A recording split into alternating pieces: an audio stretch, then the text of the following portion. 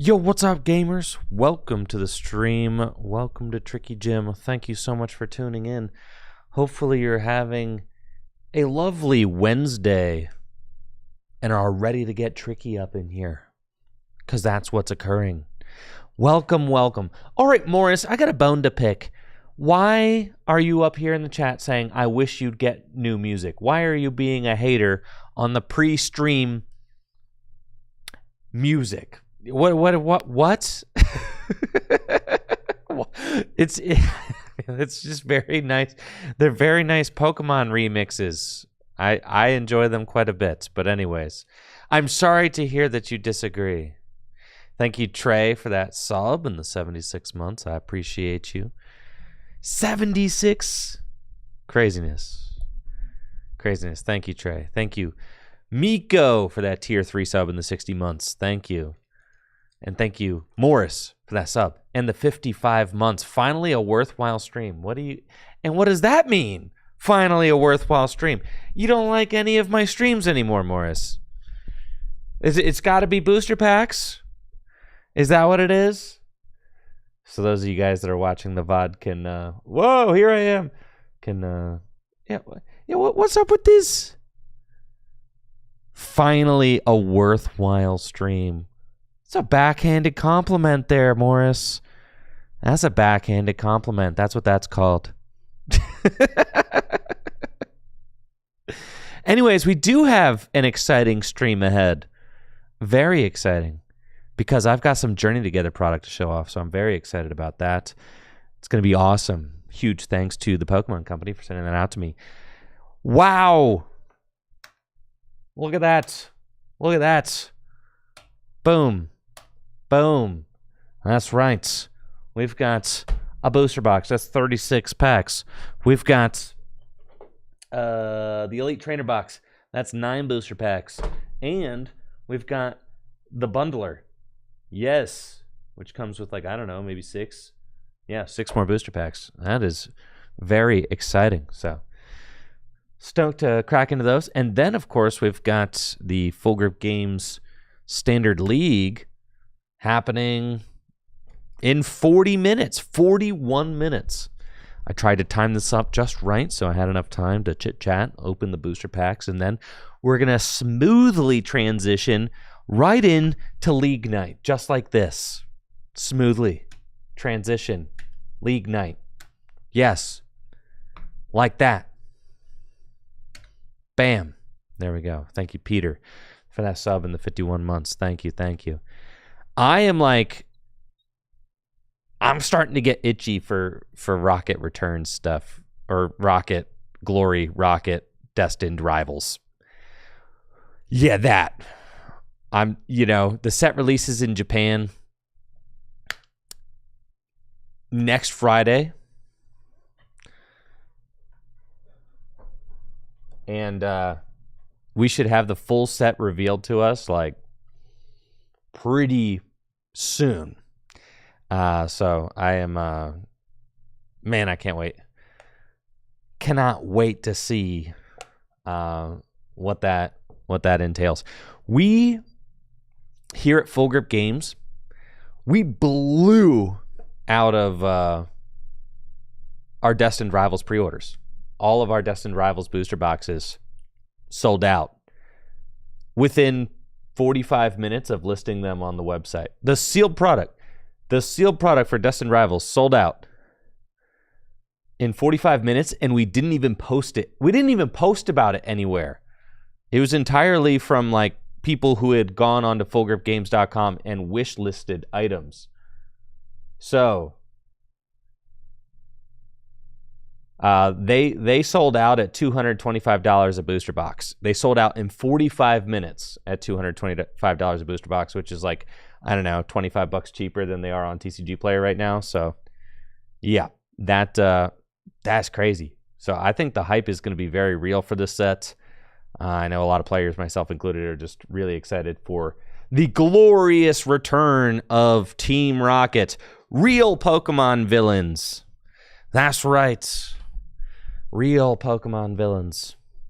I can't wait. It's all happening so soon. So with the set coming out, next Friday, I'm going to try and get some. I mean, but there's a lot of stuff happening. There's a lot of stuff happening. I mean, there was going to be tariffs, but like, there's tariffs on goods from Japan, so I was like, well, yeah, I just, like the booster boxes, the Gloria Team Rocket booster boxes are already selling for $200 a box, which is already 4 times MSRP. And then you slap a tariff on top of that, and it's just like, that is a no can do, folks. I am priced out. so I hope that I could do some Rocket stuff. I might be scrambling around trying to find singles in the weeks ahead. Yeah, so that's what I'm going to be trying to do. I'm going to try and figure that out. I got Ben Morse coming through stream next Wednesday. Just pop that on the stream schedule. Next Wednesday, we're going to be doing a Gym Leader Challenge stream where we just try out new decks. No conquest or anything like that, but like we're just going to be trying out new decks with the new DCE and Twin Ban that just got announced for Gym Leader Challenge. So we're going to be trying out new lists, new strategies, cooking up a new water list that I'm really excited about right now that doesn't play any Rain Dancers. It just plays like Palafin and some low energy attackers, but doesn't play Seismitoad. It's pretty cool. I'm really excited about that. It's actually got the Lost Zone Cramorant in it right now, which has been fun. You can actually use like Drizzile to go get Colress, and you got like Lost Vacuum and stuff. But anyways, that's going to be next week. So we got that coming up next week. And registration is actually live now as well. I'm just thinking of all my talking points before we get into the product opening. Registration is also live now for our Destined Rivals 6K. Can you believe that, folks? Destined Rivals $6,000 cash tournament is coming. The 6K. And that is going to be at the end of May and the beginning of June. May 31st, June 1st, $6,000 in cash prizing. Just so that you're aware, the seating for our Journey Together 4K sold out. So if you're interested in making a trip out to Full Grip Games, want to play the new Destined Rivals format before you can anywhere else, this is a release weekend event. Going to be happening on May 31st and June 1st. It's a $3,000 standard event on Saturday, May 31st, and a $3,000 Gym Leader Challenge event. To my knowledge, that is the most amount of money that has ever been offered up for a Gym Leader Challenge tournament ever. Is happening on Sunday, June 1st. My good friend Riley Hulbert is going to be joining me again to cast the event, and we're very excited about that. So that's up now. I'm pretty sure all of our pre-orders are sold out right now. Yo, we got some ETBs. But yeah, this stuff got cleaned out.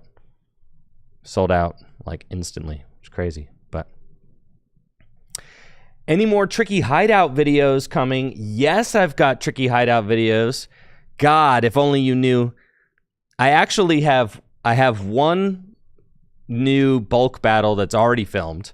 But I am not producing that until I produce, because I'm not going to release like 2 bulk battles in a row. I'm always going to I like to mix it up. So I'm going to throw something else between this bulk battle and the next one.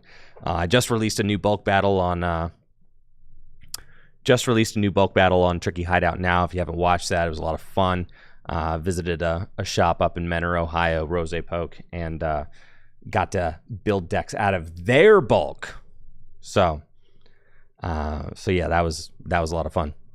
And I've got a new hideout concept, never before seen hideout concept that I'm going to be recording with Heather this Sunday.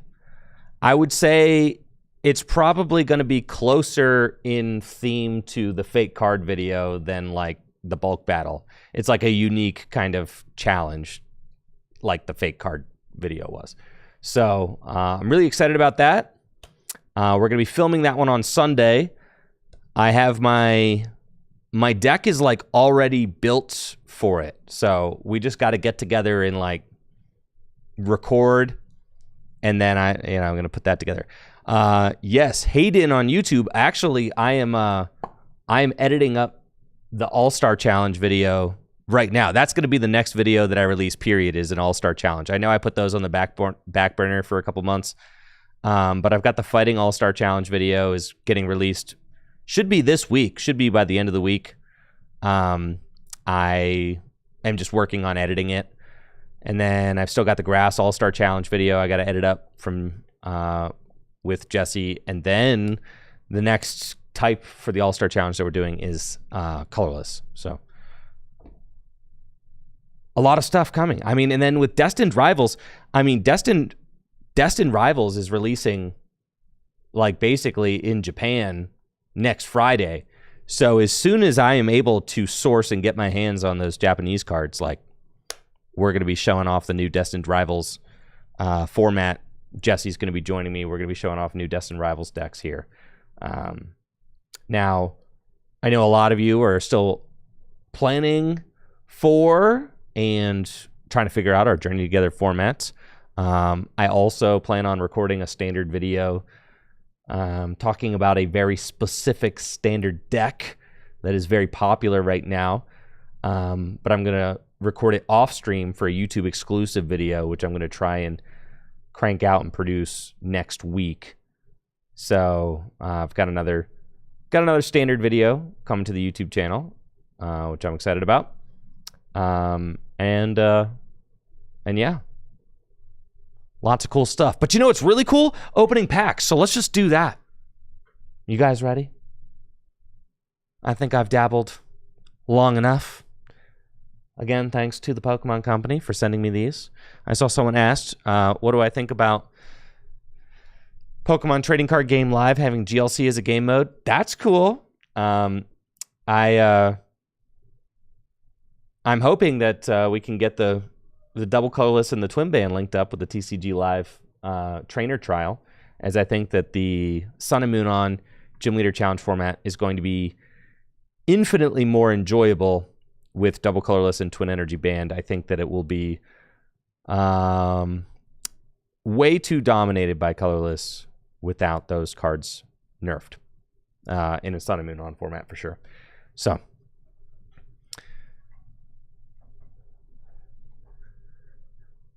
anyways, let's get into opening these packs. Thank you guys for being here. Let's have some fun. Shall we? Boom. All right. Let's head over to the pack opening table. I think this is the first pack opening that I have.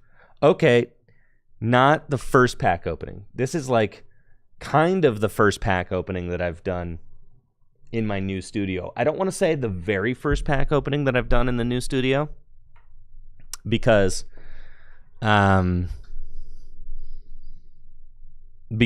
and I opened fake booster packs here in the studio. Yes, we did. All right, you guys want to bet on this? Let's bet on this. Yeah, Heather and I opened our fake packs in the studio, and that was very funny. So, kind of, if you watch the Tricky Hideout video where Heather and I opened fake booster packs to battle. Let's see, will I open a secret rare in the ETB or bundle?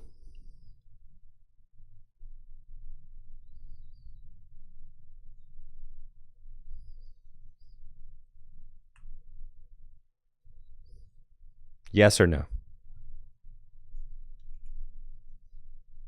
Okay, you've got a minute to predict on that.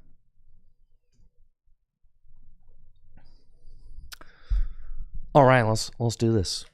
Look at this. I've got the ETB. Wow, with N and N's Zorark on it, And we've also got the booster bundle. So let's start with the booster bundle.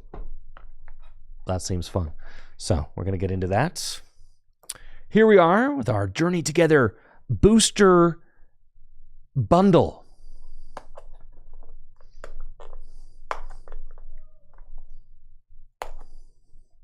Am I excited that there's finally a good standalone Sneasel? I think the Rocket Sneasel is very cool. Yeah. I actually have... Was there a Rocket... Yeah, Rocket Sneasel EX? Yeah. Yeah, I've got 2 different versions of the Rocket Sneasel EX deck built for like 2005 and 2006 format. Rocket Sneasel EX is one of my favorite cards ever. It is a little sad that Sneasel as a Pokemon doesn't get the same kind of EX treatment that it used to get. You know, like Sneasel used to be a main character. Now Sneasel is like relegated to common cards. But, you know, obviously I'm still, you know, a huge Sneasel fan. So like, but it is tough being a Sneasel fan. You know, Sneasel used to get secret rare cards. And now. But I'm excited for players to get to try Gym Leader Challenge through the Pokemon Trading Card Game Live. I mean, I think that there's going to be, nice, Hops Dubwool. I think there's going to be a lot of players who like would never have tried a Gym Leader Challenge battle ever in their lives, right? Because of the limitations of building a paper deck and getting together with another person who knows how to play Gym Leader Challenge format and also has a deck. I think that there's like, you know, a barrier being broken down there, which is really cool. You know, it's going to give a lot of people the ability to try out Gym Leader Challenge format without actually investing into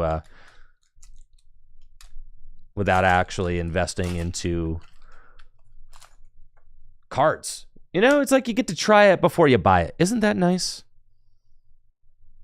So I am very excited about, even though it's only Sun and Moon on, I know that's not like the full format. There he is, Hop Snorlax. It's actually the first English version of this card that I don't actually have any English. I don't have any English Journey Together right now. So like, I'm really excited. I very much depend on the product. When Pokemon sends me product, it's like awesome. I'm like, great. I have English cards that I can like show off on stream and stuff.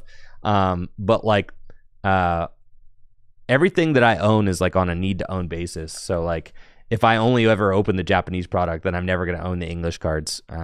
I'll buy the English cards if I'm going to a tournament and I need to, but like, I do prefer to use the English cards on stream.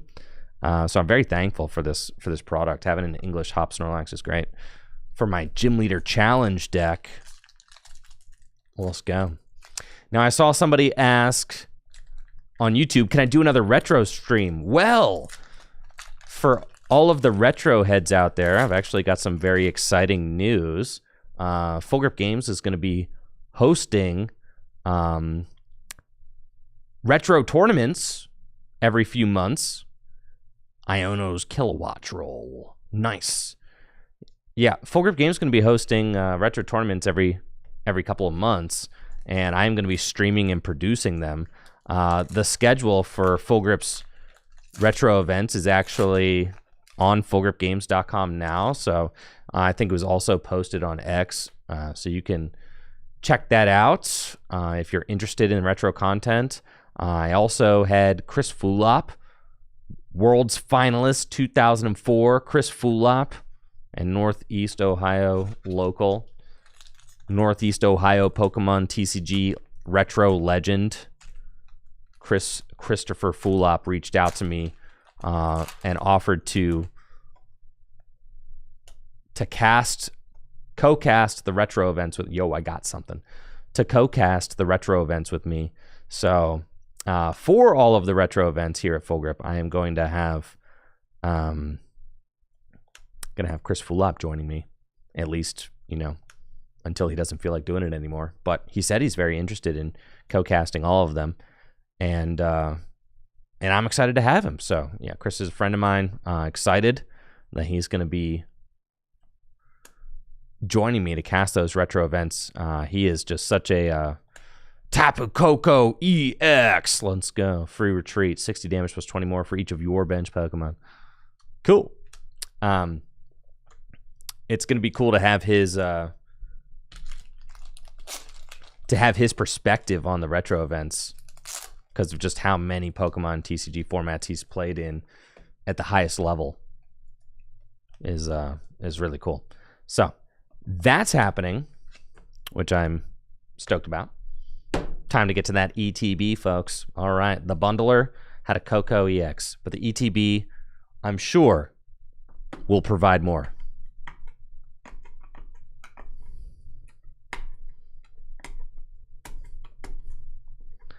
Stexton asks, if I were to go back to attending regionals and international events and made a vlog of the event, would that go on Tricky Gym or Tricky Hideout? That would go on Tricky Gym.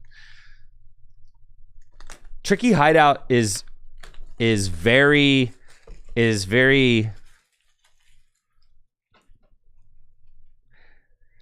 so I think like for Tricky Gym, like the fun casual stuff that doesn't,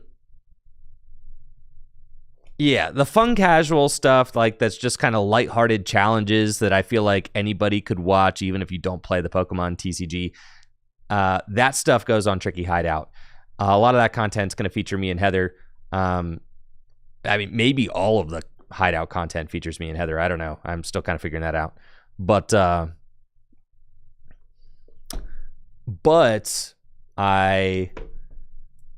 don't know. Like, I have a couple documentaries that I'm working on right now, and I'm not sure if I'm going to I'm pretty sure I'm releasing the documentaries on Tricky Gym, the main channel. But the reason why I had to create a new channel, Tricky Hideout, was because like YouTube's algorithms, if you try to like create stuff that's not in the niche that you've already created for a YouTube channel, a lot of times it's just going to flop or like whatever. So I wanted to separate like the very casual, lighthearted stuff from like the more sweaty, like gamer stuff on Tricky Gym. Like, so Tricky Gym's more for like sweaty gamer stuff. If I'm ever talking about a specific format, it's going on Tricky Gym. Okay. Like Tricky Hideout, we don't even say the word format on Tricky Hideout. Okay. That's like a general rule of thumb I have. No talk about format, no talk about sequencing, no talk about any of that stuff on Tricky Hideout. Purely casual vibes on Tricky Hideout, right? But like, if it's got even a degree of sweat attached to it, it goes on Tricky Gym. That's kind of the idea. Yeah, so like, but Hideout is kind of like my creative outlet. If, you know, it's my creative, silly outlet where we can just goof around and have fun. And I think that like, you know, I think those kinds of videos have like a lot of potential. Like you'll see, I've got another video cooked up for Hideout that I'm really excited about, but I also got some cool stuff for Standard that I'm excited about as well. I mean, yeah, I don't know. You'll have to wait and see.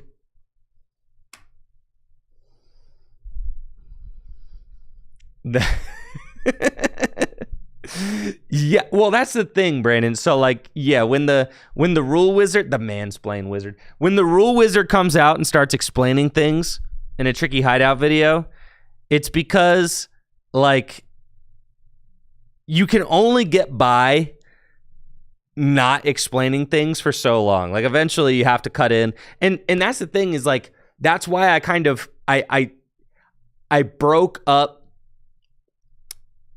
Like when the rule wizard comes out and starts explaining something, that's why I broke it up and made it a little goofy, because it's like, okay, the vibe of the video is casual, goofy, fun, right? But sometimes you got to sit down and actually like learn something. So then like the rule wizard will come out and like explain something, but it's like, it's still goofy and fun, even though you're learning something. That's like kind of the idea behind that. And also, you know, like, all right, so when the rule wizard goes away, we're going to go back to just goofing around. It's not that serious, right?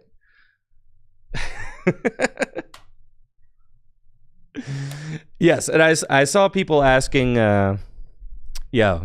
iCupboard on Twitch, asking about plays for the Atlanta Regional Championships. Actually, if you want my takes on the Atlanta Regional Championships, did you know that I don't just stream and create YouTube videos? I am also 1/3 of the Tag Team podcast, which you can find on podcasting platforms like Spotify and Apple Music and stuff.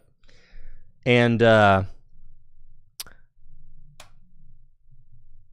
yeah, so the Tag Team podcast would be a great place to catch up on all of my sweatiest Pokemon TCG takes,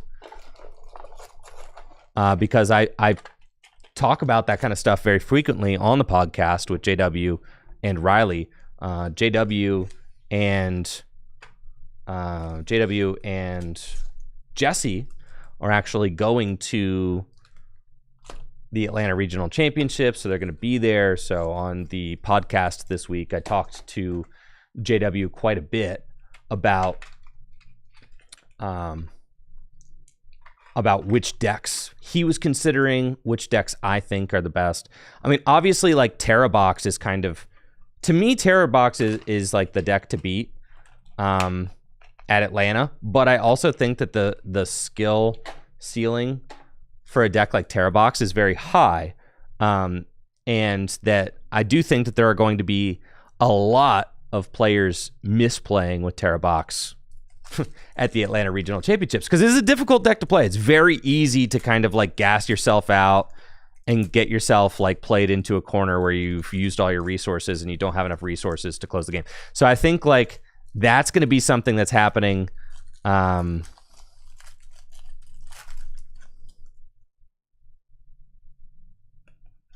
That's what's going to be happening at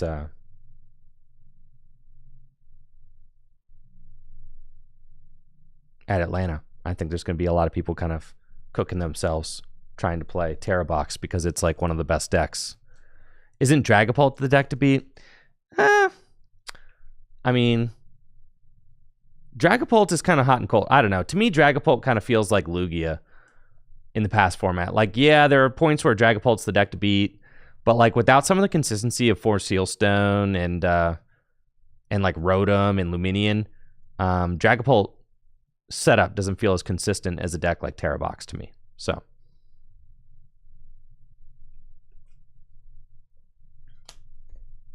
let's see. Can we get a nice pull here? That is an awfully nice Zorua, isn't it? Wow, that is a nice card. But if I were to give a blanket suggestion to anybody, if you're in my Twitch chat and you're asking me, what is the play for the Atlanta Regional Championships? Here's the deal. I don't know you. I don't know your skill level. I don't know what decks you've played with in the past and had success with. I don't know anything about it. So I'm going in completely blind, giving you a deck suggestion for a regional championship. And in doing that, I'm pretty much always going to default to the easiest deck to pilot that is also has the highest odds for success, right? Because that, let's freaking go, dude. Is that a secret rare? This is a secret rare, isn't it? That counts as opening a secret rare in the, yeah, because that's not a full art. Yeah, that's crazy. Salamence EX secret rare. There you go. Boom. In the ETB. Believers, let's go.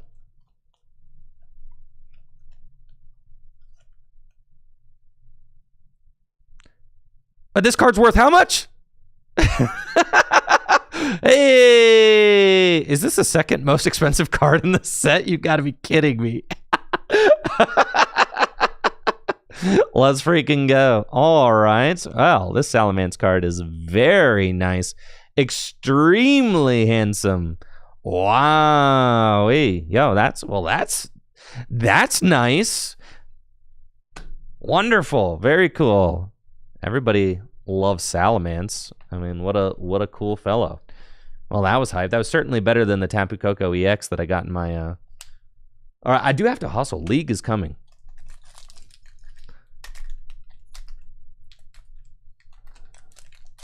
And Stex, and I saw your comment about, okay, so like, but some of my vlogs are more casual, right? So then would it do better on Hideout? Because like, I don't know. Yeah, there's certainly something worth thinking about, right? Because and Stexon, I will say, for Worlds, I did 2 vlogs. I did one that was more of a lifestyle vlog, and I did one that was like talking about the ins and outs of all my rounds, right? So the vlog where I talked about the ins and outs of all my rounds, well, that certainly belongs on Tricky Jim, the main channel. But then if I were to do more of a lifestyle vlog, then maybe that would belong more on the Hideout channel, right? Where I'm not talking about like the nitty gritty of like the competitive games. You know, so like maybe some of that would, you know, rather go on Hideout. But really, I don't know. I don't know how much vlogging I'm going to be doing. I have a documentary that I'm working on when I go to NAIC this year. So like, I don't even know if I want to vlog that. Cause I don't know. I feel like me and vlogs, I feel like I've kind of done the best vlogs that I could ever do.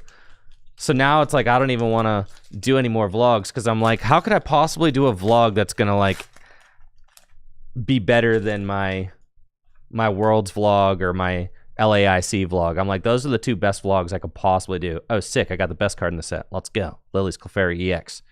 Hype. Yeah. Dragapult gets bodied by that card. And you know what absolutely blew my mind is that Gardevoir is not fake. I can't believe it. Gardevoir is real, folks. What was the best deck that's the easiest to pilot? Oh, yeah. Raging Bolt. So, in conclusion, if you want my blanket suggestion, I don't know who you are. I don't know what your skill level is with any deck. I'm going to blanket suggest to you Raging Bolt. That's what I'm going to suggest to you. Because it's the easiest deck to pilot with the highest potential for winning. So there you go. Arcaladon? Yeah, but Arcaladon isn't as good as Raging Bolt. Like, sure, Arcaladon is definitely the easiest deck in the format to play, but it's not very good. So you've got to contend with that. That's the issue with Arcaladon. It's not a hot take. Look at the results from Japan. You see, Arcaladon ain't doing squat, dude. Yeah, Arcaladon mid. But Raging Bolt still out here cooking. Has new poison friends? I don't care. Arcaladon ain't doing nothing. Look at Omni Joe's latest tweet. So tweets? What's a tweet have to do with anything? I'm talking about tournament results.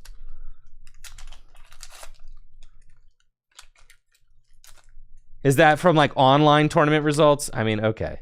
I know Joe often will like combine results from online tournament results. Yeah, to like yeah. From online tournament results. Arcaladon is Stinkaladon.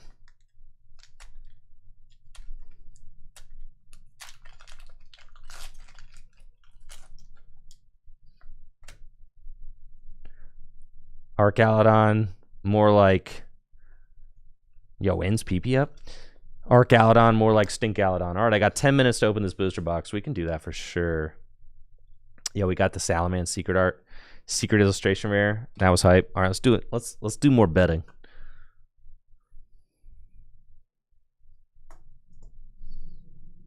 I feel like the thing is that online tournaments have their own meta. Like it's different. Like the meta kind of like folds on itself. It becomes its own self-referencing meta, which doesn't necessarily like translate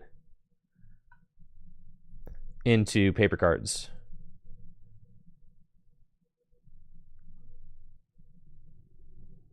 Okay, will I open another secret rare? Yes or no?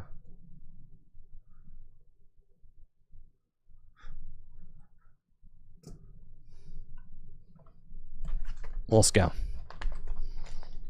Sorry. Clodsire is definitely bulk, guys. All right. Journey together. We're journeying together here, folks. You know, thank you. Thank you again to Pokemon for sending me this product to open, show off on the channel. Really appreciate that. It's a huge help getting to have some of these competitive cards like the Hop stuff and Clefairy.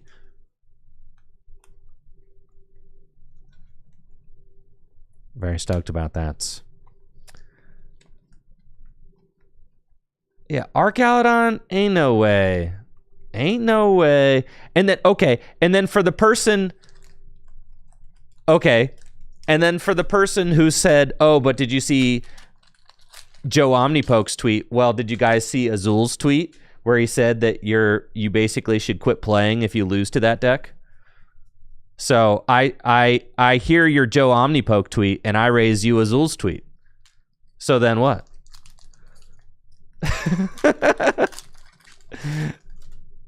Yeah, Guardy is a very real deck for sure. It's crazy.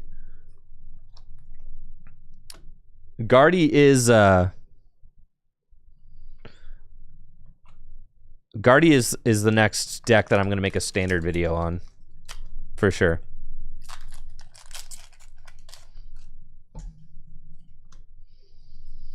But I do think that Archaludon will be a popular pick for Atlanta, so there's that, right? You definitely...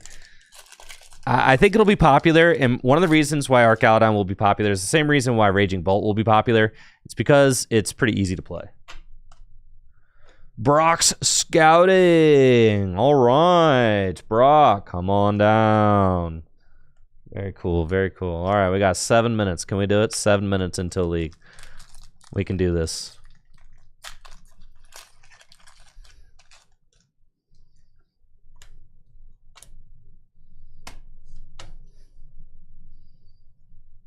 Another Clefairy, hype.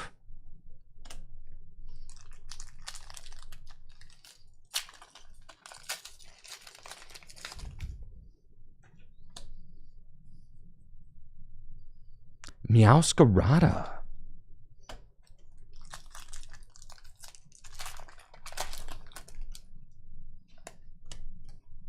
What do we got?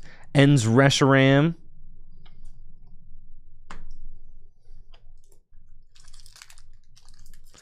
Dang, dude. I can't believe that the Enzoric stuff seems to really be flopping.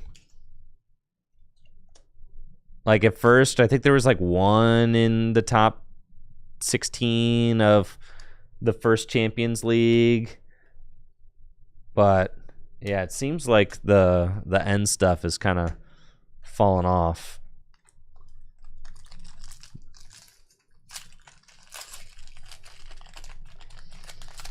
Am I going to get to participate in my league night? I don't know. It's kind of my gig is to produce league nights. It's like, you know how you guys have like jobs, things that make you money. You know, you go to job, you get a paycheck. Yeah. For me,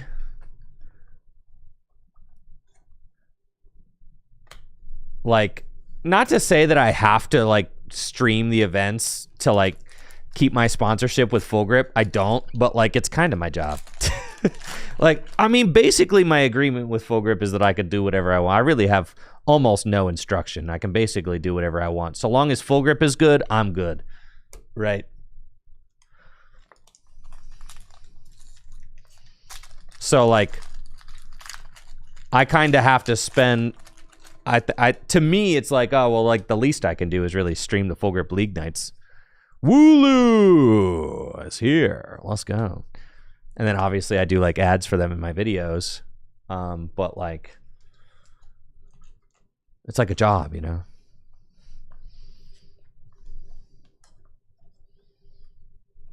And I like to make sure I'm doing my job. But yeah, it's not like anything. It's not like, you know, it's not like I have an agreement where I have to do every single league night. No, I don't have that. So I could probably skip one. And I could go play in one. But like, it kind of, to me, it kind of feels like skipping work. I've been able to, to build such a good relationship with Full Grip Games by being dependable, reliable, consistent over the last 6 years. So, I try not to, well, for personal enjoyment, yes, it would be fun to play. Now, what I really want to do, I really want to play in one of our Gym Leader Challenge leagues, for sure. I used to play in Gym Leader Challenge League like every week last year. But then I also have a baby at home now, right? So it's like, you've got to be kidding me. All right, let's go. Let's go. Salamence to go with my other Salamence. Yo, this card's easy to find. What the heck, dude? That's crazy, bro. Yeah. But yeah, I got a baby at home now. So, like, if I ain't out here working, like, I ain't going to be skipping out on taking care of the baby to go to league night. At least not often. That's more of like a special occasion kind of thing. So, like, I can't play in all the league nights. I got responsibilities. I got things to do, right? Thank you, Joey, for that Prime sub. Appreciate you in the 4 months. Thank you. Appreciate the support there, Joey. Full art Volcanion. All right, we're balancing out the Salamence with a nice full art Volcanion, guys. Let's go.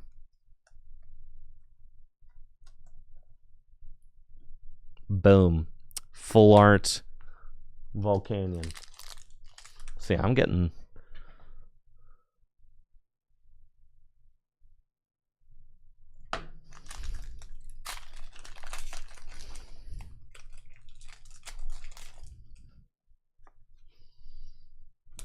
I gotta keep checking over the league, make sure I'm not like missing out on league. If I gotta finish the box between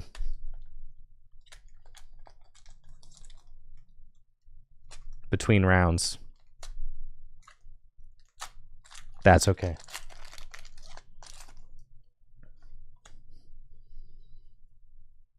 Ooh, that's a very pretty lichen rock. Check that out. Spike clad. Has something to do with spike energy, right? Yes. Spiky energy is what it got translated to. Spiky energy. Well, that's cool.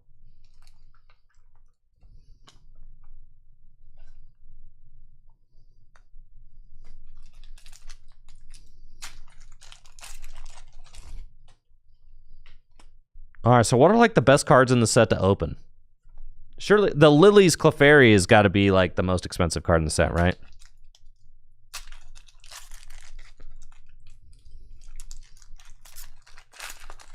Lily's Clefairy EX, the secret illustration rare.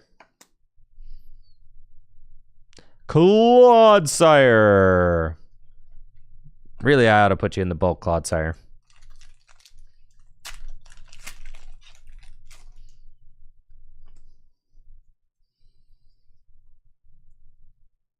Kamala.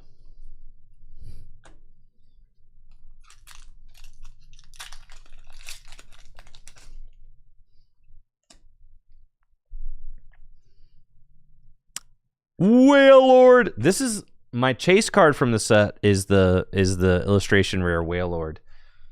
I really want that big beautiful whale.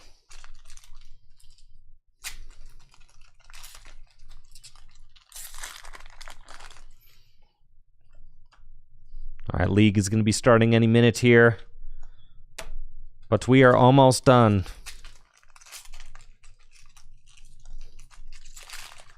Man, it's been so long, I forgot how to open booster packs. The Dunsparce. Yo, I heard you need this card too. This card, the hot tech for the walls, evolves from Dunsparce, and it's got the Tenacious Tail attack, which does 60 damage for each of your opponent's Pokemon EX in play for just 1 energy. That's crazy. All right. Looks like players are getting set up for round 1 of Full Grip League Nights. They're getting set up, folks.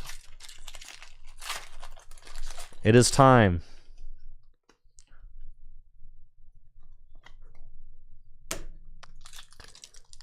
All right, they're just now shuffling their decks. But I'm so close to being done. I want to put this camera away, so I'm hustling. Nah, we're cracking. I'm cracking. I'm finishing what I started here so I can put the camera away.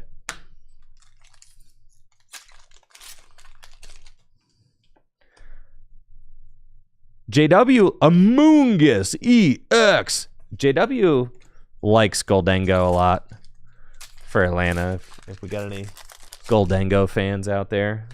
JW likes Goldango. I don't necessarily see it. Oh, the full art Dunsparce. Let's go. Woo! But, yeah, JW is kind of into Goldango. Yo, Maractus. All right, he's kind of cool. Definitely. He's sick.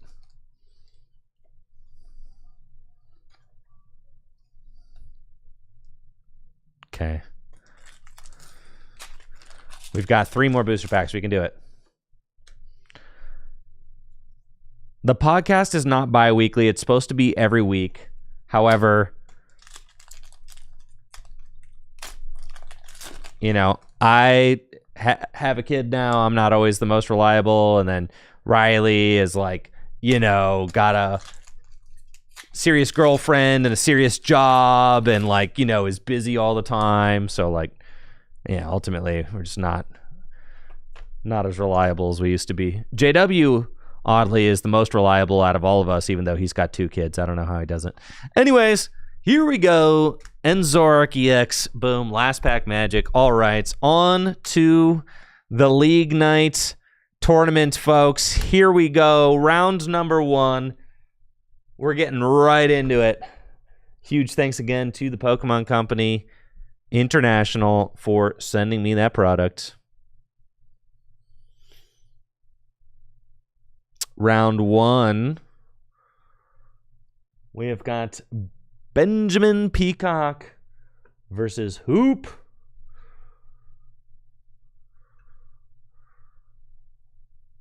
Excellent. All right. 2 Salamence in the opening. Let's go. Now I get to put this camera away. And I'll get the overlay set up as we go.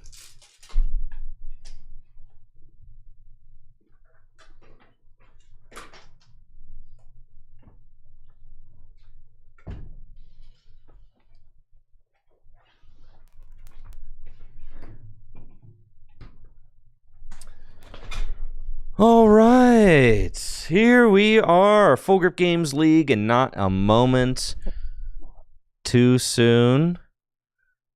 We are getting things underway.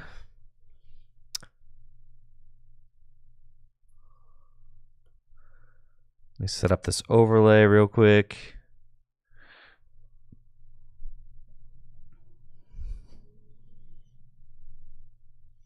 Got 20 players in the house tonight, so 5 rounds.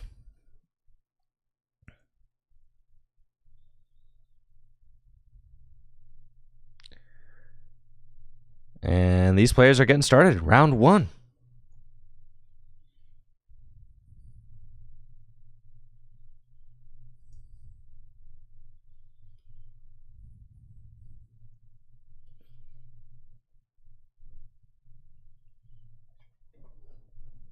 Cool.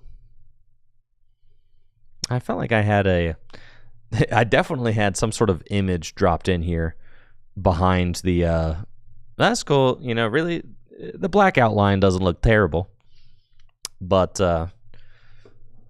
that's okay. We are playing post-rotation standard. I mean, so the same format as the Atlanta Regional Championships this weekend. Yes, we've been playing post-rotation since the release weekend event at Full Grip. So, yes, our leagues are a good opportunity for players to be able to, try out the new cards right when they come out and stuff. We usually allow cards to get played at our leagues as soon as they come out. So they don't make them wait and play an old format for 2 weeks.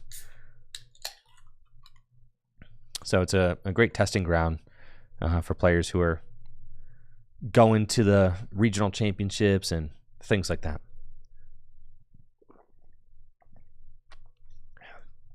Looks like Jack's starting off with the secret box. Has to discard 3 cards from his hand, but is able to search his deck for one of each type of trainer card: a tool card, a supporter card, an item card, and a stadium. And it looks like Jack is going to be piloting Gardevoir, so really excited about that. Kay in the YouTube chat says, I love Golden Go, but what do you do about Pikachu? That's the same exact question I posed to JW in the podcast, and I told him that I thought Golden Go was a terrible choice because you can't knock out Pikachu, and Terrabox is definitely the deck to beat. JW's response seemed to me like it was filled with cope. He's like, oh, well, all the Terrabox players are going to misplay and play bad because the deck's hard to play. That literally is like, that was his argument, which to me is a terrible argument. If you're going to a tournament and you're trying to win, you're like, oh, well, I can lose to I'm going to beat the bad Terrabox players. Like, no way. He did say Vengeful Punch. That seems like total cheese to me. No way. He said the one prize Golden Go. That also seems like a terrible idea to me. I don't buy it. I'm not a Golden Go believer. I don't think so. And not to say that I haven't been a Golden Go believer before, because I have. I played it to NAIC last year. Yeah. Last year. But, no, yeah, and I told JW my biggest concern about Golden Go is that it doesn't have enough tricks. Yeah, it doesn't have enough tricks. It doesn't have enough juice. Doesn't have enough going on. All right, so Jack staring down a Badoo, but was able to get a pretty substantial opening with Artisan and 2 Ralts down and Clefairy EX in the active spot with an energy on it. So really all Jack needs to do is get another energy attached to the Clefairy, and then we'll be able to knock out Badoo.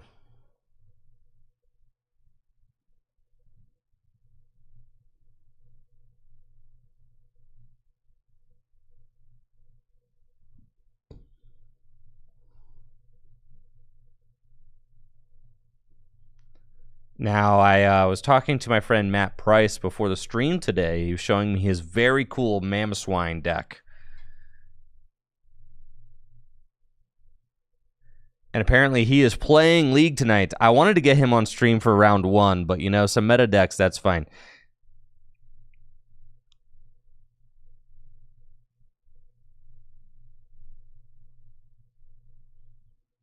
So I told him I was going to put him on stream round 1, but I forgot to tell Heather and Zeely to put Matt Price on stream round 1. So now he has to win round 1 in order to get on stream.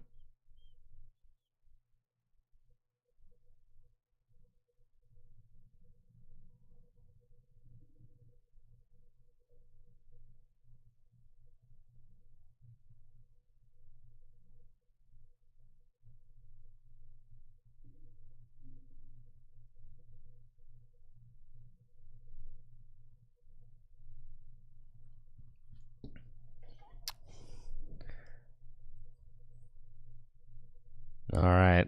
Looks like this Gardevoir deck is item locked, but Jack has another energy to attach to the Clefairy EX, so I was going to be able to Full Moon Rondo and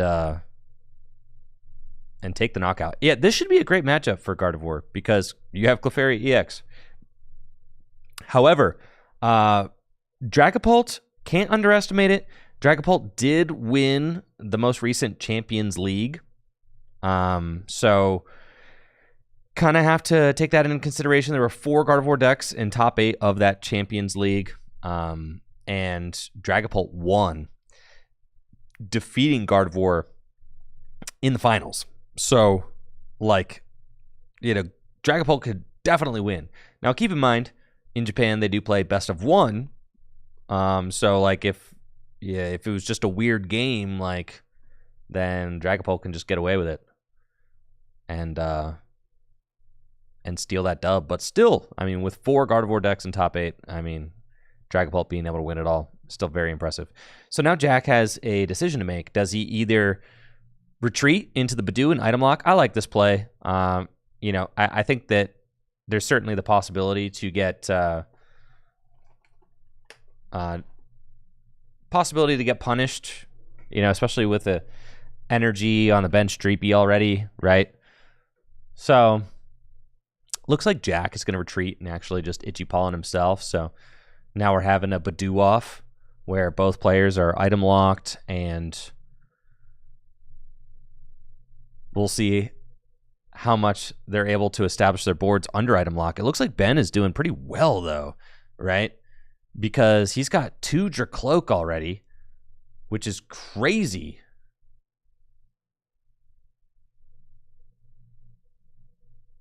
Under item lock and the Jacques. I mean, that's just as good as it gets. And now he can use Jacques to go get a Dusclops and another Dracloak. I mean, this is just about as good as it gets under item lock. This is as good as it gets under item lock. Best case scenario here for Ben. A very, very strong board. While item lock, craziness. Absolute madness.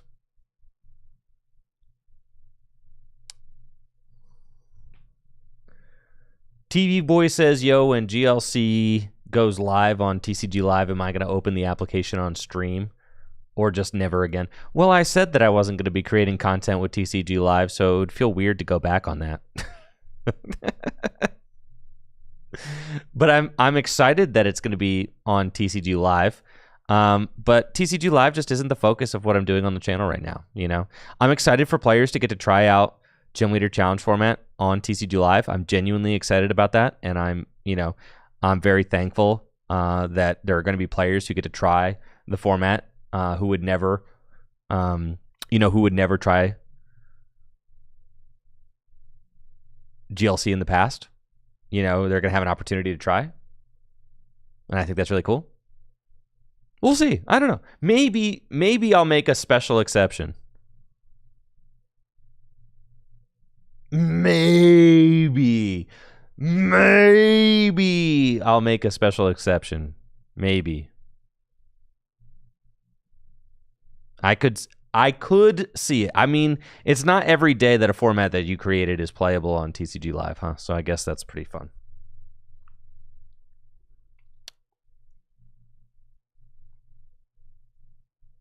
We got another item lock from Badoo. Because, like, if I spend all day streaming, what about the next hideout video I'm editing? Or what about the next standard video I'm editing? Or what about... We'll see. I'll probably dedicate an entire day to it. Probably. That just seems like a reasonable thing to do. I'll dedicate like one entire day to just streaming it and goofing around and having fun. Like, why not, right? That's probably fine. I'll put it on the schedule whenever I decide what that day is. But, yeah, I mean, certainly I got to go check it out, right? Especially, it'll give me an opportunity to kind of see what Sun and Moon On Gym Leader Challenge format is like, because that's what they're playing in China, actually.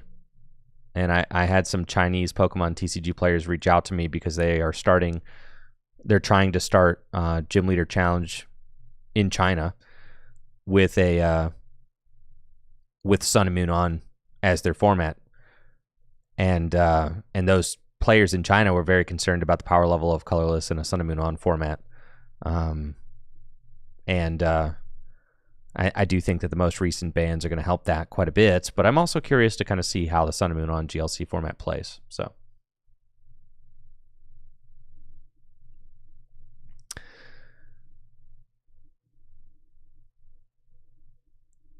Viper says, I don't think anyone would call you a liar for booting up the application to play your format. Oh, yeah. That's what I say. A special exception, right? Yeah, thank you, Jesse, for that Prime sub in the 74 months. Appreciate you, Jesse. Thank you. 74 months. My man. We're having a Badoo off over here. Just 2 stage 2 decks item locking each other. Doesn't get any better than that, huh? Yeah, so Bravery Charm to the Badoo. You know what that means? That means you're going to win the Badoo off. Because that Badoo's got 80 hit points. I got a Recon Directive. Number 1.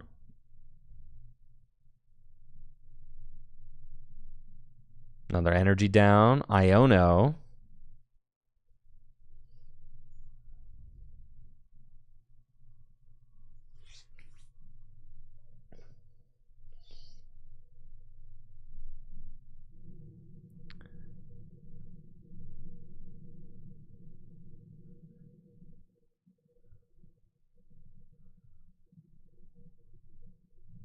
But yes, the double turbo or the double colorless and twin energy ban doesn't go into effect until April 24th, which is the day that that Gym Leader Challenge is supposed to go live on TCG Live. So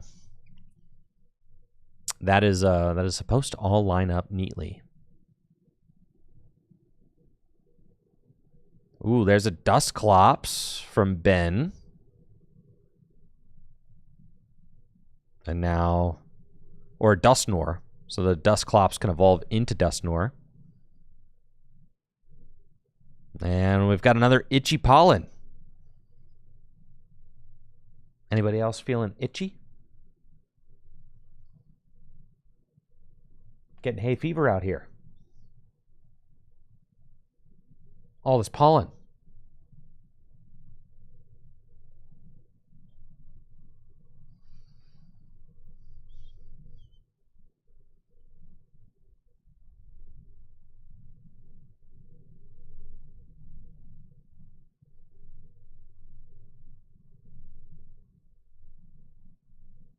Seymour Biscuits. Yo, thank you, Seymour, for that sub in the 52 months. Appreciate you.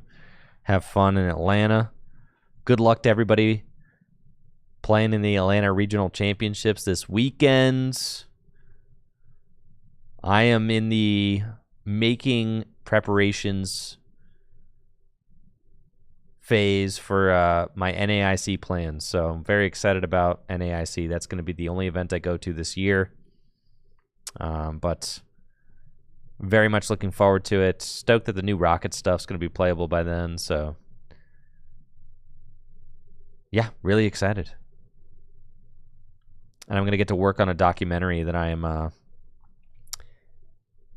I've been waiting over a year to finish this documentary that I'm working on, and I needed to wait until NAIC because it's the only time I could get 2 of the guests that I'm featuring in my documentary in the same room. So fingers crossed that it's all going to work out.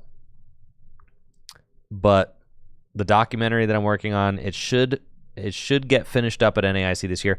I want to get it like entirely edited so that it's just like pretty much ready to go. And then so when I go to NAIC, I'll be able to film the ending of the documentary, slap the ending on, and then boom, send it.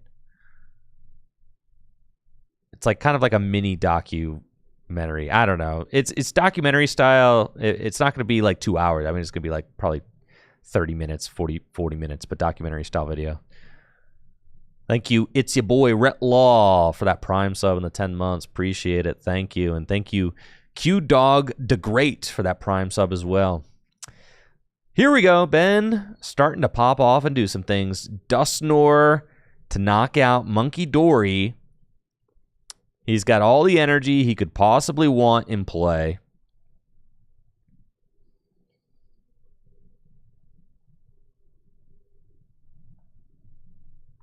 Stellar Wish Gaming asking what my rank is in Pocket. I have not played Pokemon TCG Pocket or opened the application since I stopped streaming it. I have not played Pokemon TCG Pocket since, I don't know, Weavile EX came out. That was the last time I played it. All right, so Ben blows up the Monkey Dory. I'm telling you, I am a paper gamer now.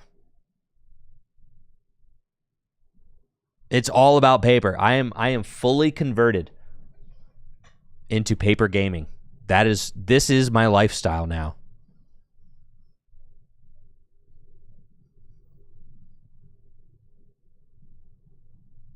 It's all about tabletop. This is what I do. And I'm just going to focus all of my energy onto it.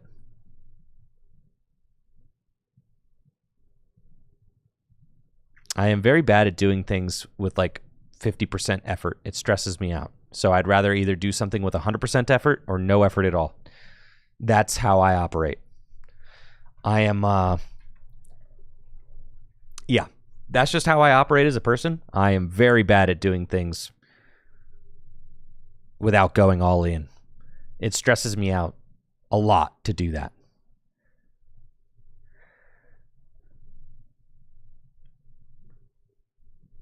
All right, so Ben's just going to continue the item lock while moving damage with Monkey Dory now. He's got the darkness energy on the monkey.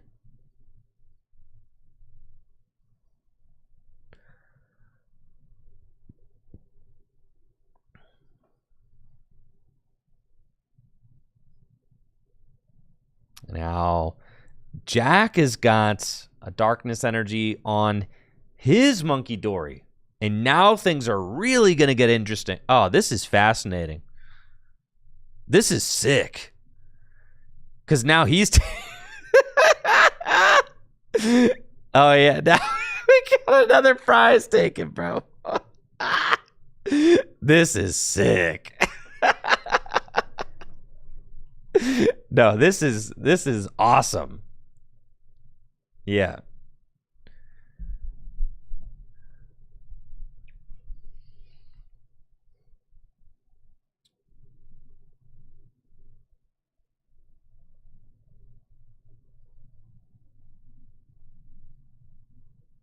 JW with the 74-month sub. Yo, thank you so much, JW. I appreciate that. Hopefully you're doing well. Ready for the Atlanta Regional Championships. Going to be cheering you on this weekend. Don't play Golden Go, dude. It can't be the correct play. It cannot be correct, man. There's not enough tricks, bro. You can't even take, like, multi-prizes. You can't even use Dusknoir. You can't even... Yeah, dude. I don't know, bro.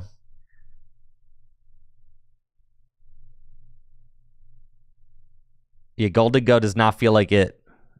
That's just my thought. I'll put that out there. It does not feel like the it deck. It doesn't cheat enough. It's not unfair enough. It doesn't have enough options. You're too good of a player to play a deck with so little options.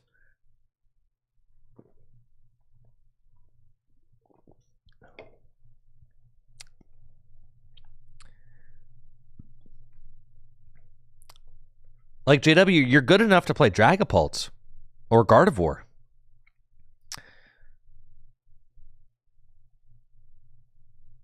Or Terrabox. You're good enough to play all three of those decks.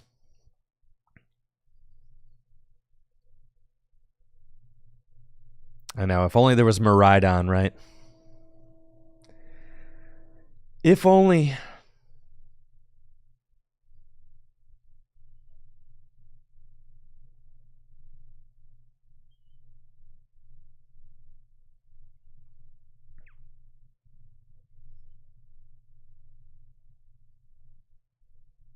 All right, so Ben playing Arvin just for the unfair stamp.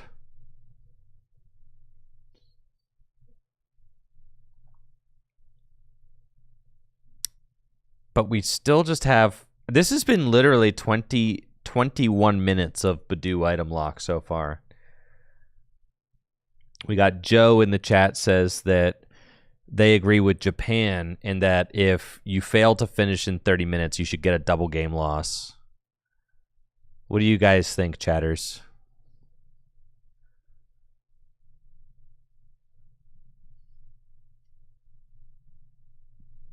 So Ben actually going to evolve into Dragapult, but won't break the lock.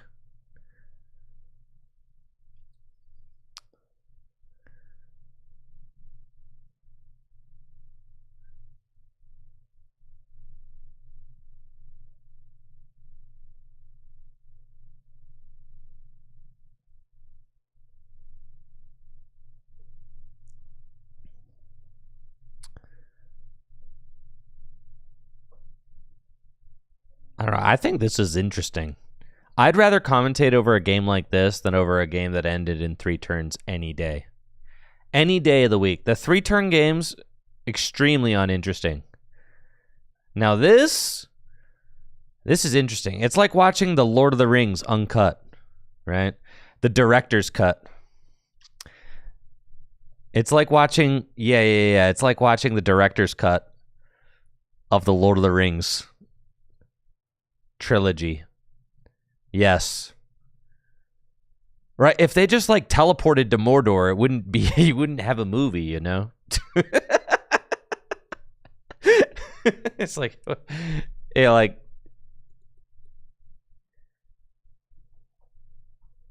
there needs to be some amount of trials.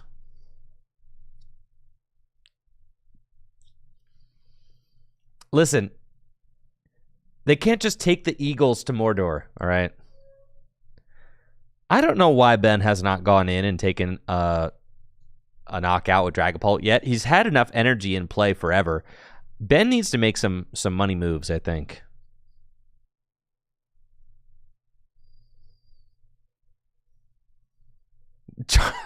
Charm on both Badoo.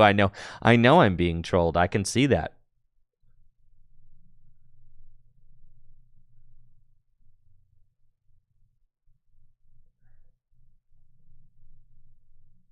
Like, surely with the boss's orders, don't you just gust and take out both Ralts? Like, maybe I'm silly. But you definitely want to take out both those Ralts, right?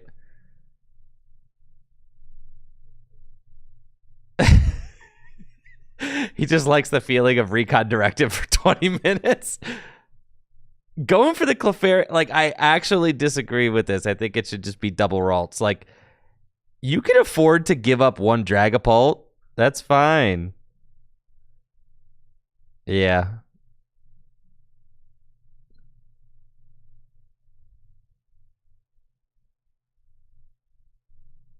Yeah, now this play is fine, but double Ralts is better, I think.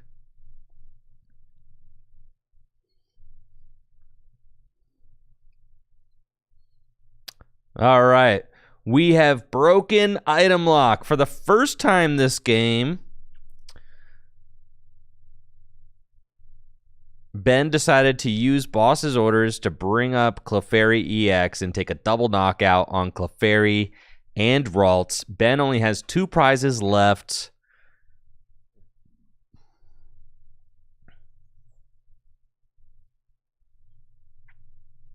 To Jack's 4.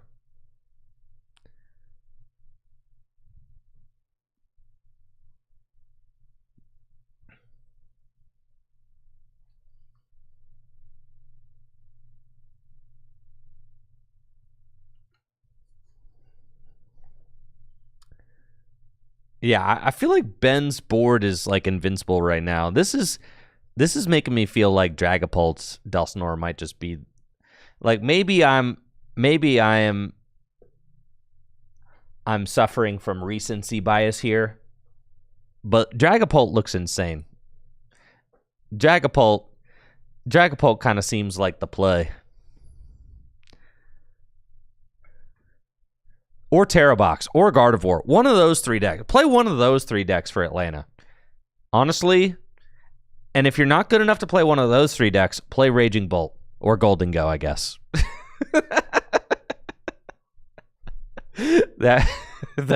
That's my top 5 for Atlanta. Top 3, Dragapult, Gardevoir, and Terrabox.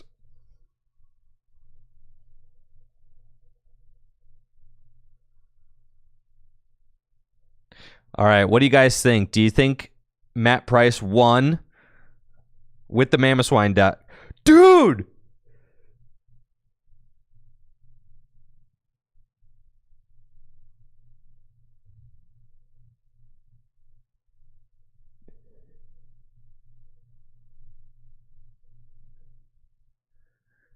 Mamoswine won round 1.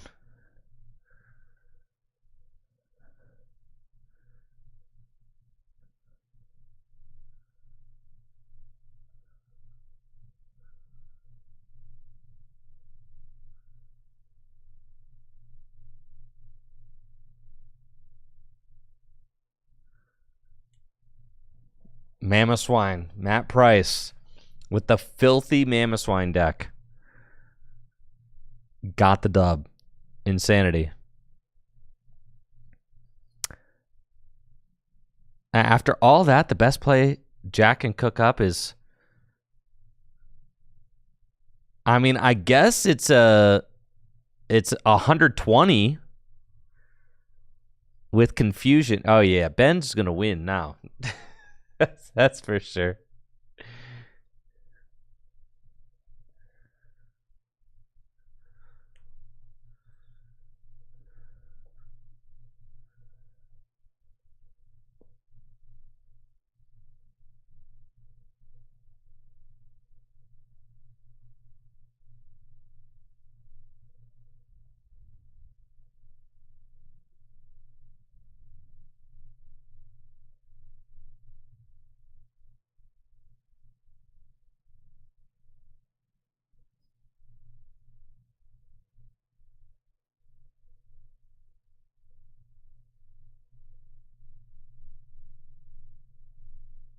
Yeah, all Ben has to do is just attack with a Dragapult. Look at the size of that hand, though.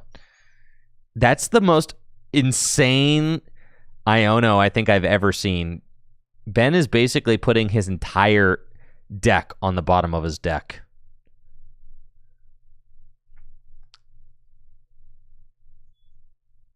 And we'll get 2 cards. And here we go. Monkey Dory with the confusion, 120 damage.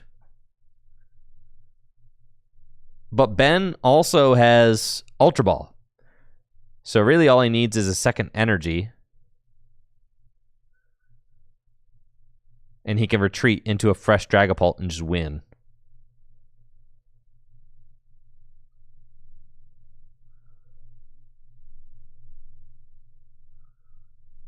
It doesn't find the energy. Looks like he needs a fire energy, so he's got an Iono, which he could play.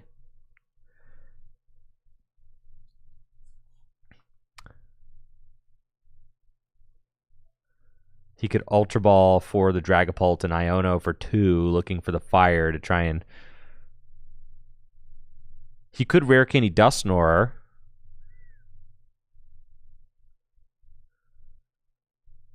Oh, he's got Jacques.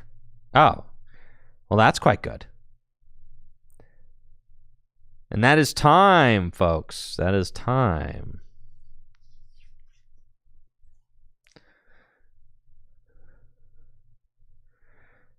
The monkey's got a bravery charm on it.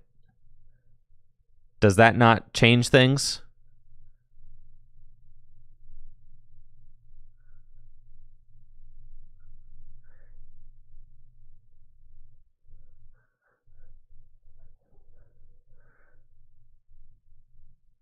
Oh, because he's got the Monkey Dory too. That's right, that's right, that's right. Yeah, so you go Rare Candy Dusknoir, move 3, yes.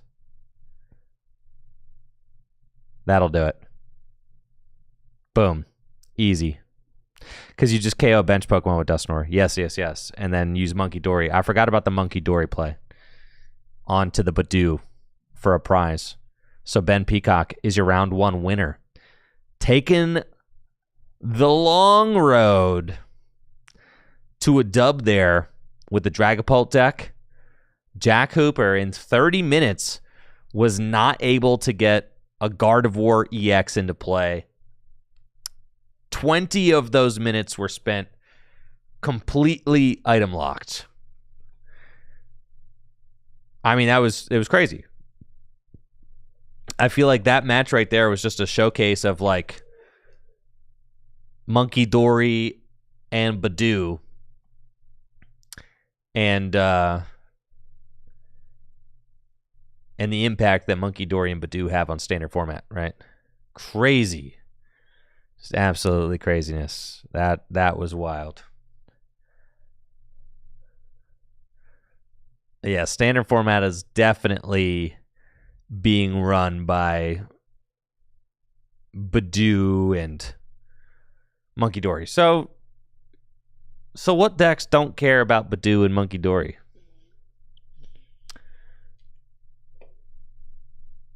What decks don't care about that stuff?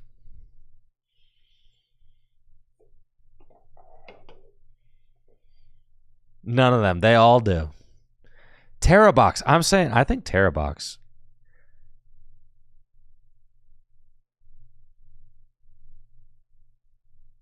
Terrabox is just so crazy. Wellspring Mask, Ogerpon. And just throttle things with the Wellspring Mask, Ogerpon, right?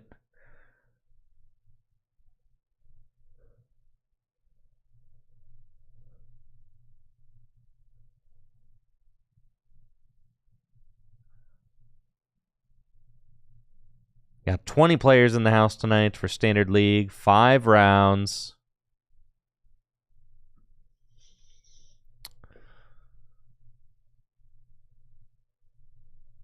And round 1, honestly, nice match round 1. Took up the entire 30 minutes. I love to see that. But didn't go to time. But like didn't tie, I mean. That's great. Great for content. Really keeps things rolling.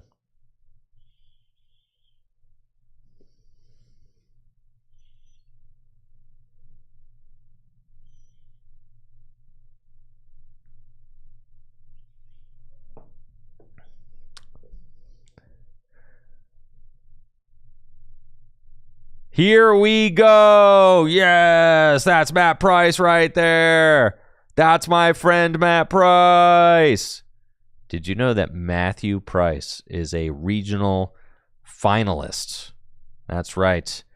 He is a regional finalist. He got second place at a regional championship with a Seismitoad EX Giratina EX deck.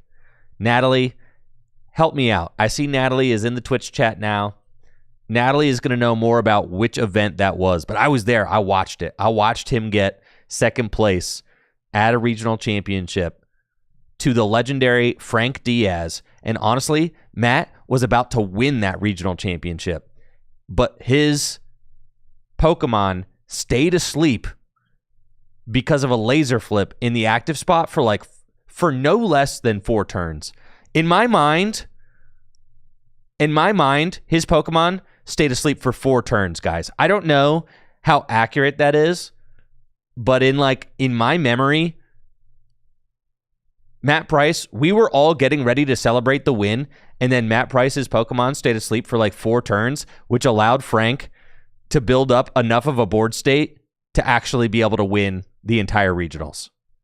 But it was like Matt Price was that close to winning a regional championship. It was the most obscene finals I've ever experienced. But this was before regionals were getting produced, before every regionals was getting produced by TPCi. So it's kind of just lost to history, I think. You just kind of had to be there. I think it was being streamed, but there's no way video proof of it exists, right? Yeah. I think it's...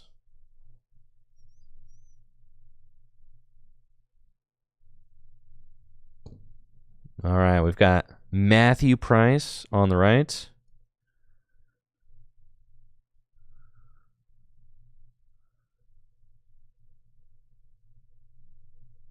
Daniel Lopez on the left.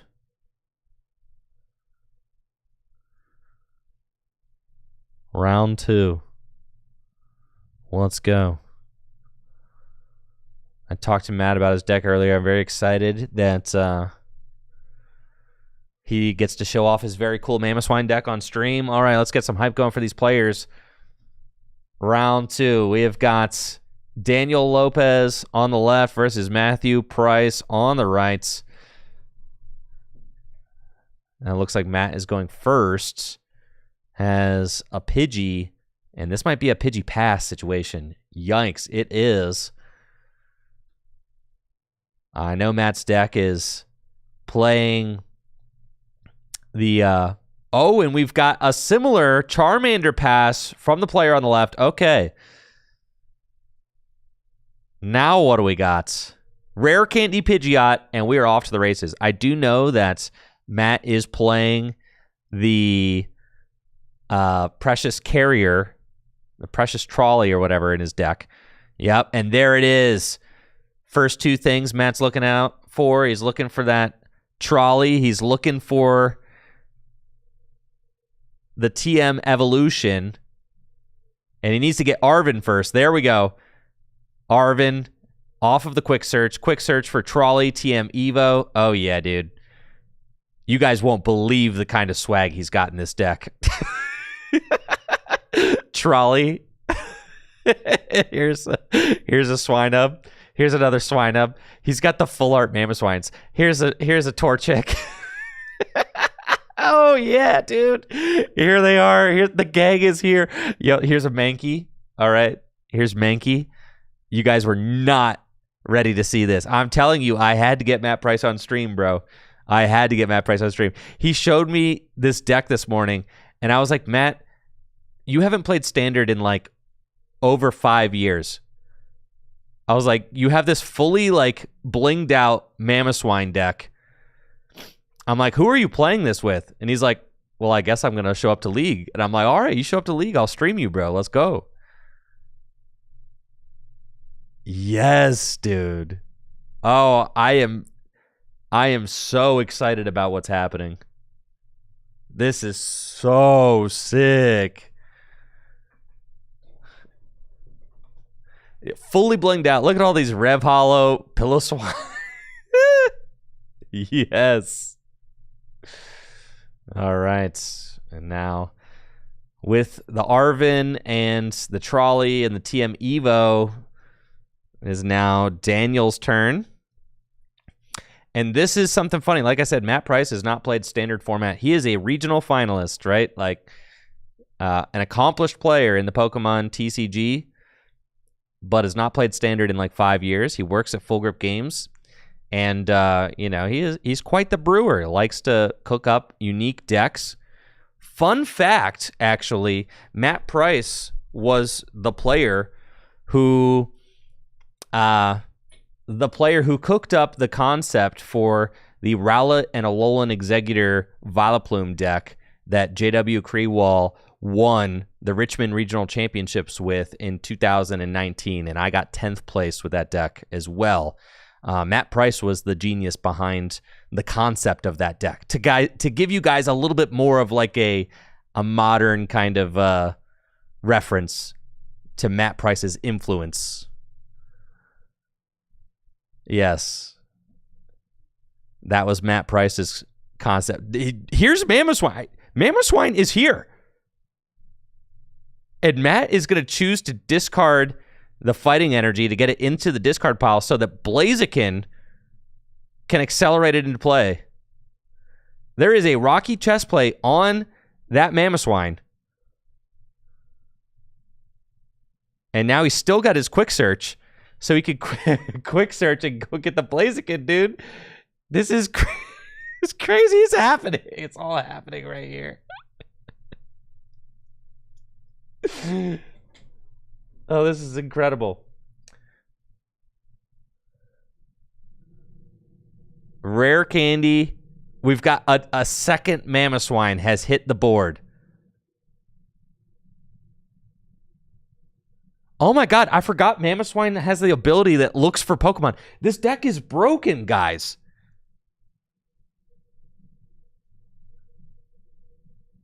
Mamoswine has the Mammoth Hauler ability, which just goes and searches out a Pokemon every single turn. Look at this deck. The deck, it's magical. It's all happening. Look at all these Stage 2 Pokemon.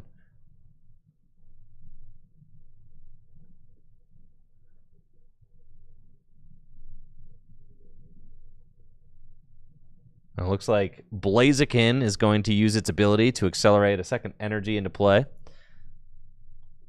But yeah, Matt has not played Standard in like 5 years, so he has to read every single card that he's encountering right now. And that is a knockout with Mamoswine. Oh my god. Mamoswine, 340 hit points. The chest plate on it, an effective 370 HP.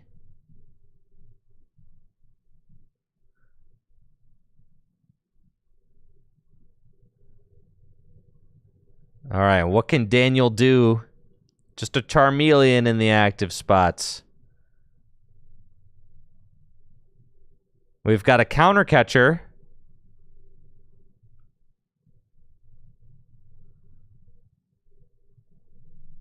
But there's Pidgeot is out.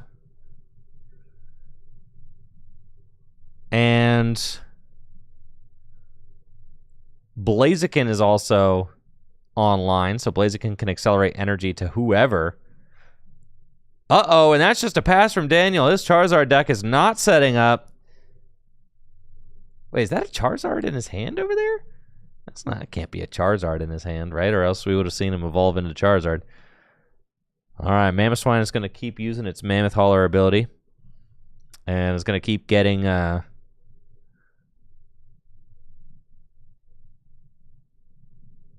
Gonna keep getting evolutions online.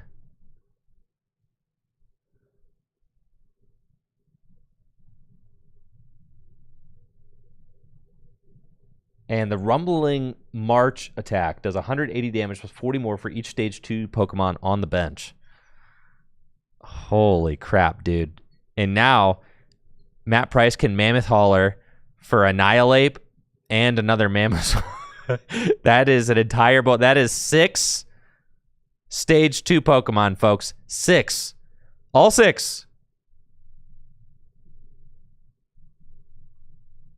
All 6. Yes, and then there's the balloon. Okay, so the balloon is going to give that Mamoswine free retreats.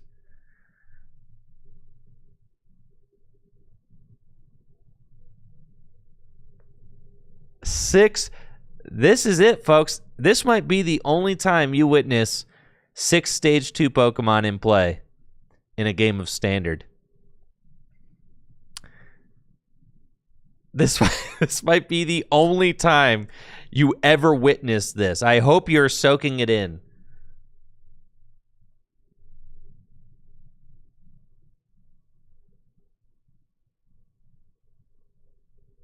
Yeah, it does not get better than this.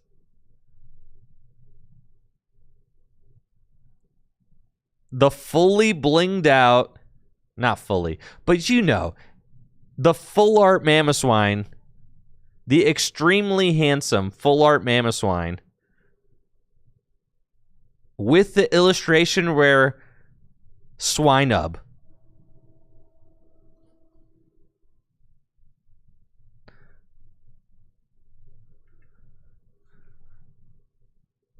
All right, and with 5 Stage 2 Pokemon on the bench, this attack is doing 380 damage. 380 damage, folks, with the Rumbling March.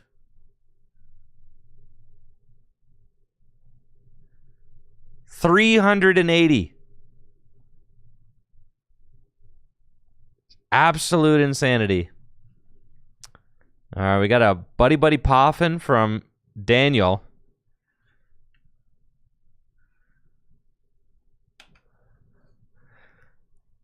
Can he do anything to respond to the 380 damage he's taken from the Mamoswine every turn? Not another counter catcher. Oh boy, things are looking really bad here. Counter catcher, Blaziken, pass. Uh-oh. How do we get Blaziken out of the active spot, Matt? Blaziken has a retreat cost of 2.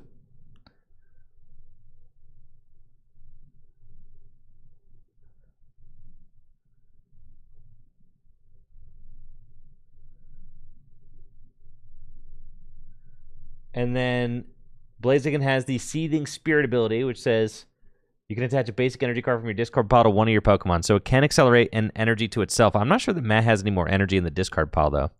And I think he's only got maybe one energy in deck.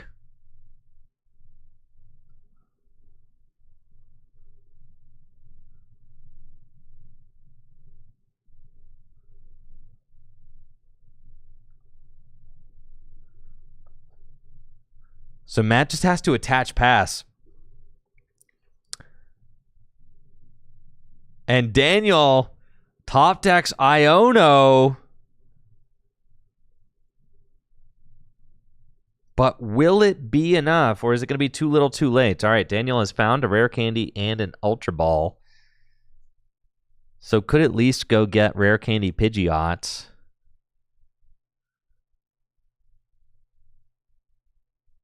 All right, I got to say, all you guys that were criticizing the Badoo item lock game, calling it boring, you're right, okay? Because this is exhilarating.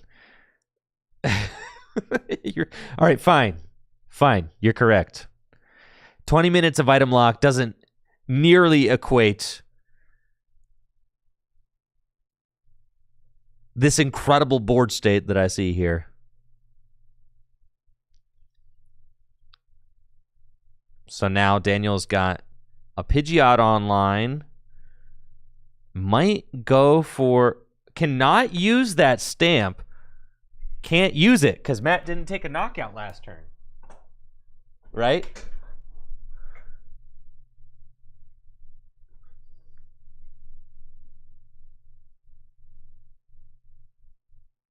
That card only works if a knockout was taken. Yeah. So, unfortunate. Yep. Unfortunate. Yep. So... Daniel had felt like a knockout had been taken, but no, he actually was able to stall successfully for a turn. And it looks like Matt was on top of it. He actually was going to stop that from happening, but I wanted to make sure I called down because that's an irreversible game state if both players shuffle their hands into their into their decks. So.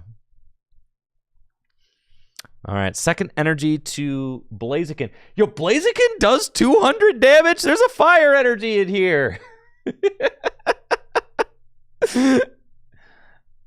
I feel like it's correct for Matt to actually retreat, though. Because if you retreat the Blaziken, then Blaziken can use its ability to charge the energy wherever it needs to so that you can retreat somebody else. But now... Like, if another Pokemon were to get gusted up, it could get stuck, I guess, like the Annihilate. I don't know. I don't know how many energy. All right, Chambers TCG on Twitch says it should be illegal to use brown sleeves. Are you kidding? In the Mamoswine deck? You've got to be joking me. Of course brown sleeves are awesome on the Mamoswine deck. Be serious. And we've got another huge attack with Mamoswine. For the knockout, another 380 damage swing coming in.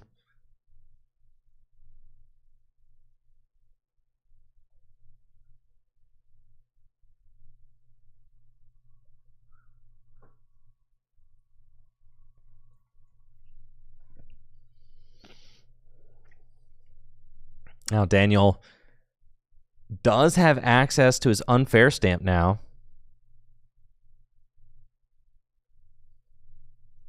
And here is Charizard finally. Infernal Rain can accelerate 3 fire energy from the deck into play. Charizard's hitting for 270 damage now.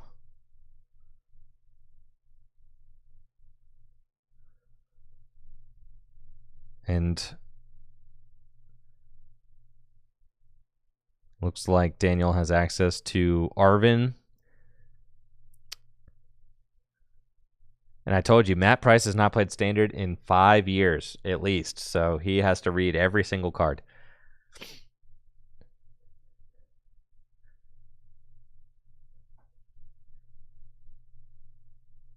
But good call on Matt retreating the Blaziken. That was definitely the correct thing to do. Even though the Blaziken could attack for 200 damage, it was absolutely correct to do that. I want to say Matt definitely didn't play any Pokemon during Sword and Shield. So he played like... Probably the last time Matt was playing... Probably 2019. Probably like 2019 was the last time Matt was playing any Pokemon. And that was like... That was like around the time of the Richmond Regional Championships that JW won, because Matt was cooking for that expanded format and actually came up with the concept for the Rowlet and Executor Vileplume deck.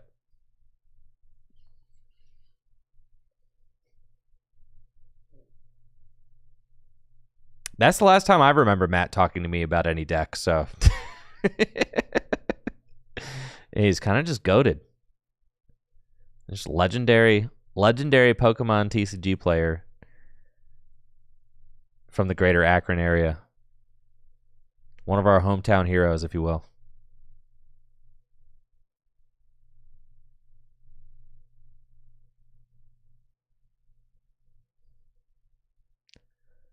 All right, the Defiance Band, so that's base 300.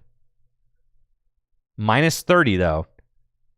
So Matt is getting out the dice.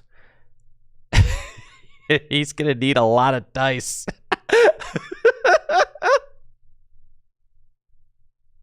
He's going to need a lot of dice for this thing, dude. Heck yeah. It's minus 30. So that's 300 minus 30. So 270. There we go. Yep. And then this Charizard just gets cleaned. Oh my god.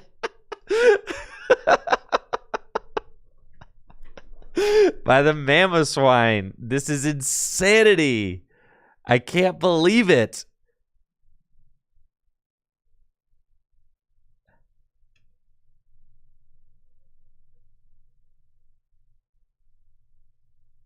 And it looks like that's a scoop. Is that a scoop? From Daniel. Yes, and Matt Price takes the win. I think Daniel watching his Charizard just get one-tapped by the Mamoswine was too much. And Daniel just threw in the towel there. So GG's, Matt Price gonna advance to 2-0 with his Mamoswine deck. Capping out at 380 damage. Absolutely incredible. I'm so excited that deck actually worked. And look at that. Look at that deck box Matt Price had. Like, that's how you know he's an old head, bro. Like, look at that. Look at that deck box. Casually showing up with the black and white Legendary Treasures plastic deck box that you get at the pre-release for the Legendary Treasures pre-release. Like, yeah. And kicking butt with his Mamoswine EX, Pidgeot EX, Blaziken EX, Annihilate EX deck. 2-0, baby. Matt Price advances. Dude. Amazing. Absolutely amazing. Amazing. Well, if you all behave nicely, I'll ask Matthew Price for his Mamoswine list and see if I'll tell him that the Discord is begging.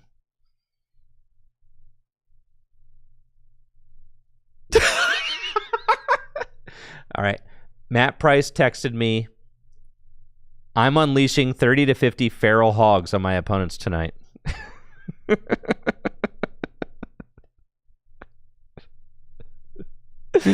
Oh, good God. I'm gonna tell him the stream chatters are thirsty for your swine list. If you care to share, they would love a picture.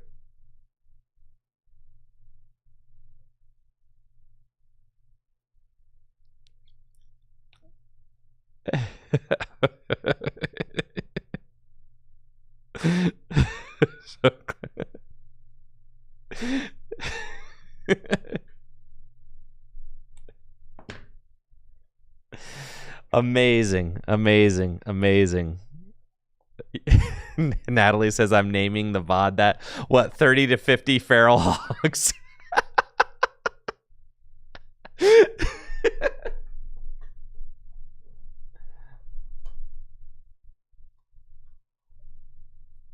Yo, Natalie, did you see the cards that I opened in my opening? Check this out. 30 to 50 feral Mamoswine.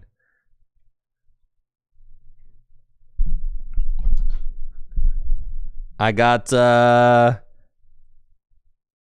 Salamans. Look at them. Aren't they handsome? Yeah, 2 Secret Illustration Rare Salamans. 2 of them. Yeah. That was kind of cool. Just 2 brothers. Yep. It's just 2 brothers. There you go. And then I got some cards that I need for GLC, like the Waylord, and I've got the Hop stuff. And then I got Clefairy EXs. Got an Enzork. That's hype.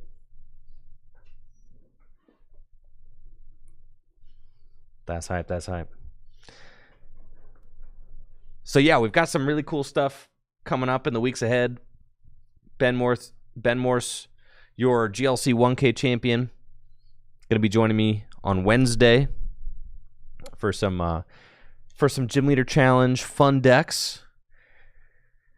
Where we're just kind of going to be casually battling and talking about the new post bans Gym Leader Challenge format, and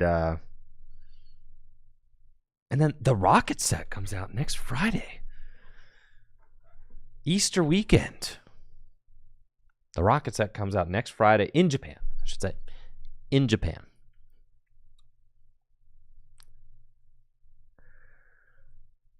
Shiny Pikachu says, what made me come to the conclusion to ban twin and double colorless energy? I actually wrote a very thoughtful article on just that topic of discussion on gymleaderchallenge.com. So, if you were curious for my exact pinpointed rationale, I've got it all written down for you, actually. You go to gymleaderchallenge.com, the blog, and then here we are. And I've got some comments on my general ban philosophy, the evolution of colorless over the years. It's a really nice thought that I put into this. But the crux of it is that the Pokemon Company has been kind of updating the formula of what they consider to be a fair and balanced double colorless energy since 2020, right? So like double colorless energy has been the thing about double colorless energy is it can be balanced in a format that it exists in. But it is very easy for double colorless energy to become unbalanced. And the way that double colorless energy becomes unbalanced is when it combines with cards that the Pokemon Company did not design to be utilized with double colorless energy. So it is very easy for double colorless energy to get kind of broken.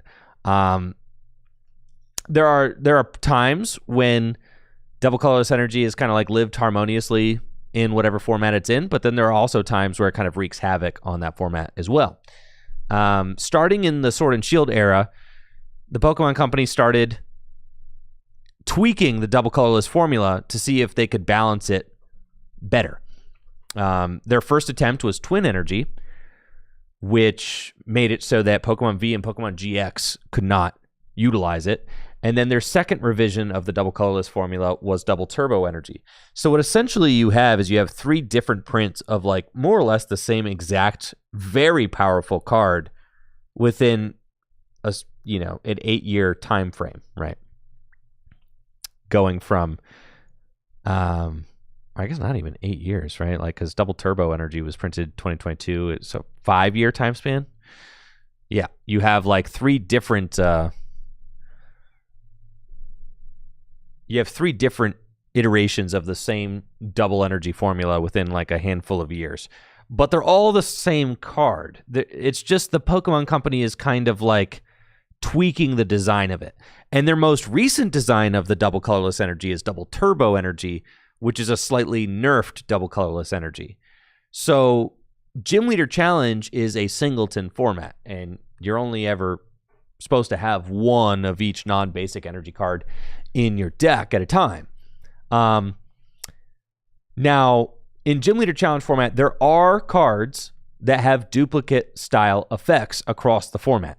But from a gameplay and legality standpoint, it is truly not worth going in and micromanaging every single one of those cards that produces a similar double effect. For instance, it's not worth it to put a limitation on Gloria and Bridget.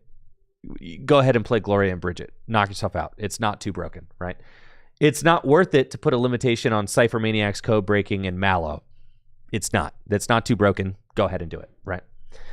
But it is worth it to put a limitation on cards like Research, Juniper, and Professor Sycamore, right? Because that would be too broken. And Pokemon themselves even puts a limit on those cards in expanded format. Same with Boss and Lysander. You can't play 4 Boss's Orders and 4 Lysander in expanded format. You can't play 4 Juniper and 4 Sycamore and 4 Research in expanded format. So the Pokemon Company, what they do is they pinpoint the cards that have duplicate effects that would be problematic if they got played together in an expanded deck, and they put a limitation on those. For Gym Leader Challenge format, things are slightly different. A playset is 1, right? But there are 3 different double energies that are all very similar. 2 of them are exactly the same. And they give an unfair advantage to colorless decks being able to abuse them. And to other decks that can abuse them as well, like the Darkness deck. And so to help future-proof the format and guard it against basically getting sped up, like it's kind of like even just like a fake way of speeding up the format, because it's not like it's just an energy that kind of provides 2 attachments for no cost and doesn't require any setup or any supporter to be played, like, or anything really. It just is kind of like, it kind of cheapens the format in a way. It makes it less skillful.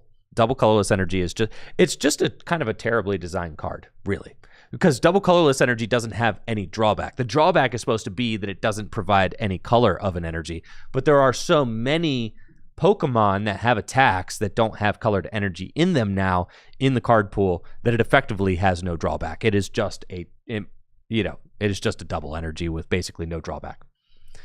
So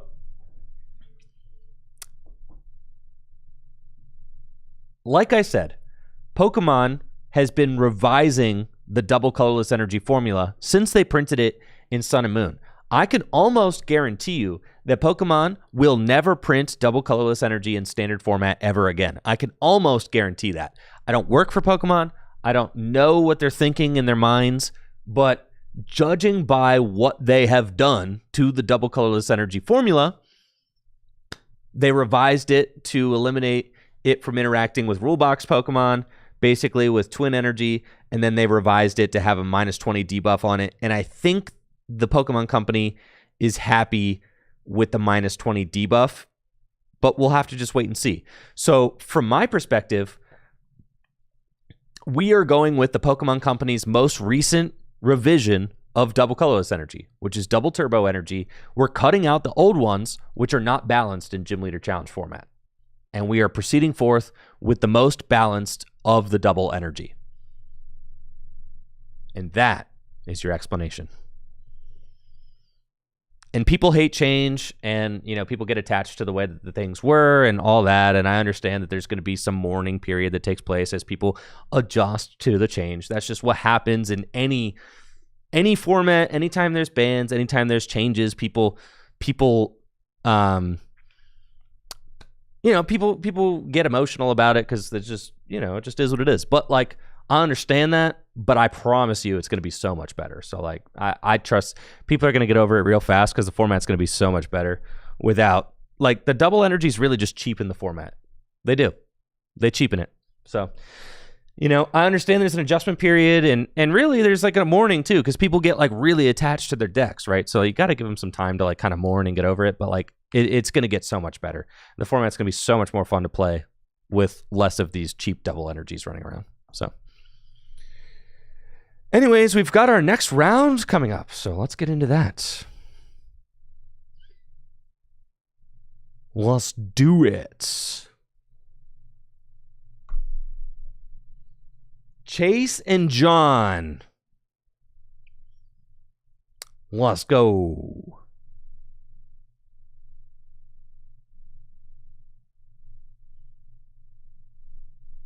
Legendary Bigfoot on YouTube says, taking out both double colorless energies is wild. Why am I hating? I did not take out both double energies. I took out 2 out of 3. And I only removed the 2 most unbalanced ones. So, and if you listen to my explanation there, then you would understand it. Think of the trading card game as a game that needs patched over time, right? Think of it like that. Think of the trading card game like a video game, right? And think of double colorless energy has gotten patched multiple times over the last 5 years. And the most recent patch for double colorless energy is double turbo energy. So really, double turbo energy is the most recent revision from the Pokemon Company of the double energy formula. The other 2 might as well not exist.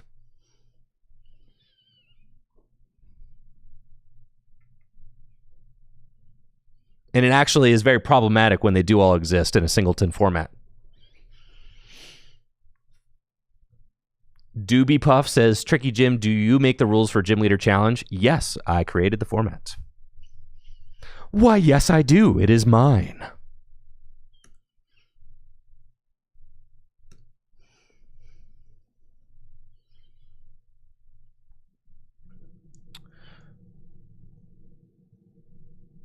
Round 3. Getting ready to get started here at Full Grip Games. And here we are. Looks like Chase is going first.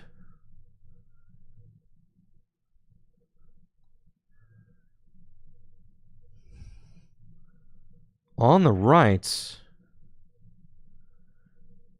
John Patterson is 1-1 right now, but Chase is 2-0.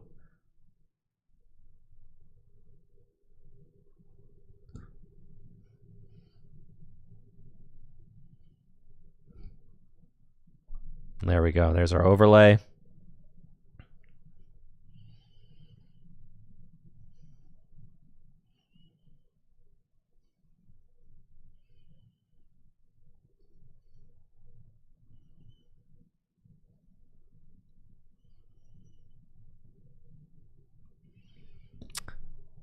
Looks like Chase is playing Terrabox, And John has got a Dunsparce in the active.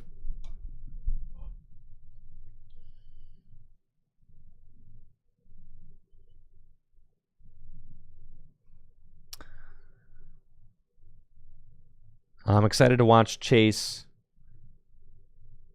pilot this Terrabox deck. I know Chase puts a lot of time into practicing. And it takes a lot of care with his play.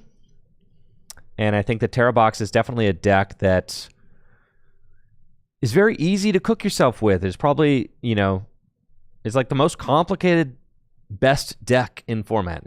Like the deck that requires the most amount of skill to pilot while also being a top 3 deck, I would say. It looks like Chase does have Latias and Ditto, so can actually retreat for free into the Ditto and use the transformative start. And oh baby, here we go. Transformative start into Fan Rotom. Let's go.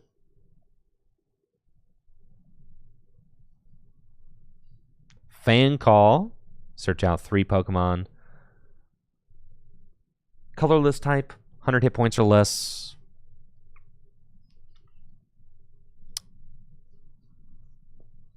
And yes, J. Paul, any chance to have another tournament with older formats? Oh yes, I am going to be streaming them actually. You can read about them on fullgripgames.com, the link Natalie just posted. And I'm going to be joined by 2004 Worlds finalist Chris Fulop to commentate over them. So I'm very excited about our upcoming retro series here at Full Grip Games. It's going to be awesome. Yeah, they're going to be... It's sick because that's going to be another niche that we're kind of filling here at Full Grip.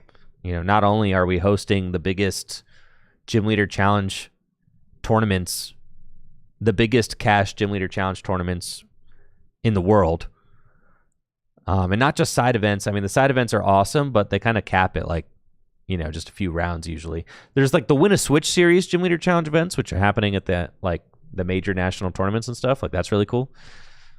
But I mean, Full Grip is hosting some of the biggest cash GLC tournaments anywhere in the world, and also now going to be hosting some of the biggest retro tournaments anywhere in the world as well. So, obviously we produce and love making standard content, but there are other places where you can find that standard content. But for the Gym Leader Challenge and the retro tournaments that we're going to be doing, I mean, that's going to be some of the most unique content for the Pokemon TCG anywhere on the internet, and I am really excited about that. Oh, we've got a Goldengo. All right. Well, here we go, JW Creewall. Here we go. We've got Goldengo versus Terrabox right here. You can witness it yourself. We'll see how this goes. John Patterson playing the Goldengo deck. Chase playing Terrabox. My concern about Goldengo is that it does not have any way to get around Pikachu EX and doesn't have any sort of flexibility as far as its game plan is concerned. That's my big concern about Goldengo. Now, maybe John Patterson can ease my concerns here with some cool and thoughtful gameplay. You play Brute Bonnet plus the Ancient Tool to knock out Pikachu? I mean, really? Okay, I guess. Jesse's got the sauce. He's leaking the sauce. You leaking the sauce, Jesse?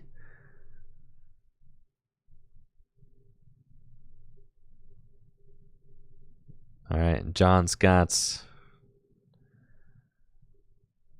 TM Evo and just going to go evolve those Gimme Ghoul straight up into Goldengo. And there, John has got 2 Goldengo EX established now.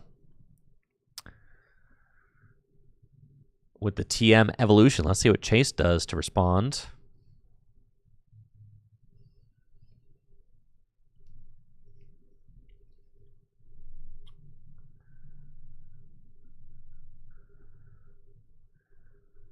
Chase has got Jewel Seeker with Noctowl. Can search his deck for 2 trainer cards. Put them into his hand. Jewel Seeker is activated because Chase has a Terra Pokemon in play. 2 of them.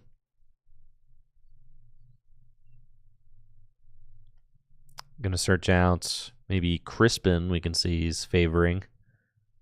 And 1 other card. Yes, maybe Sparkling Crystal.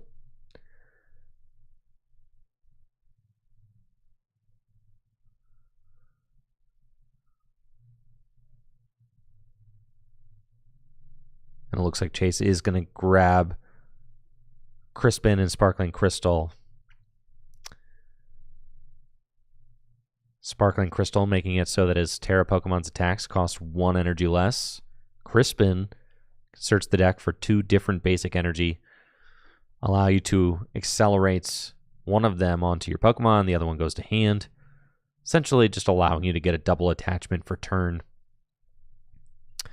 Psychic accelerated with the effect of Crispin, Grass to hand. Wellspring already has water energy on it. So Chase could take a double knockout on double Dunsparce this turn.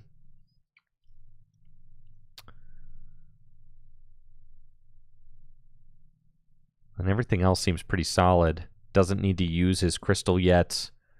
Can just retreat for free because of the Latias. And it looks like he's actually going to target down the Scyther. I think the Scizor has got an attack that does 50 damage times the amount of abilities you got in play. Right? So that makes sense because the Scizor could be quite threatening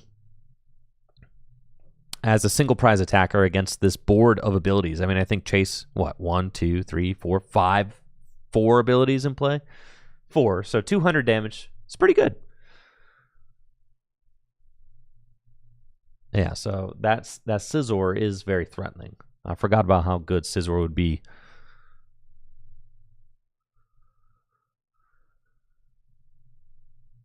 Yes, the Punishing Scissors attack does 10 damage plus 50 more for each of your opponent's Pokemon in play that has an ability.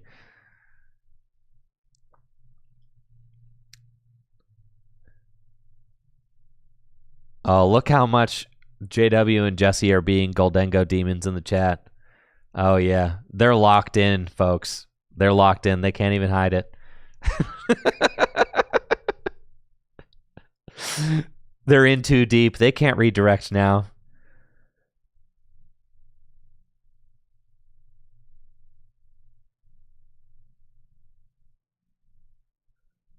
And there is the Vengeful Punch technology.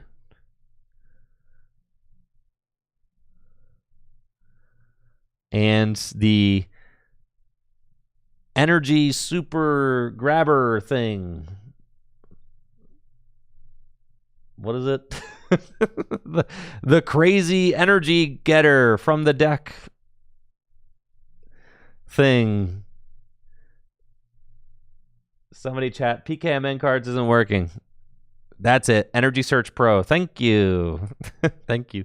The Energy Search Pro. Here we are. There we are. Huge Energy Search Pro from John Patterson. He's going to be able to take a big knockout on this Wellspring Mask. There's the Vengeful Punch technology for Pikachu. Basically saying, you better not hit me, Pikachu, or I'm going to punch you back.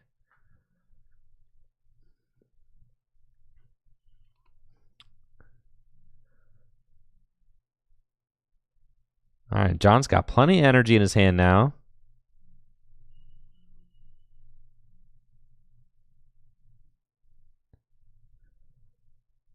And we'll take a clean knockout for 2 prizes, making it rain. Let's go.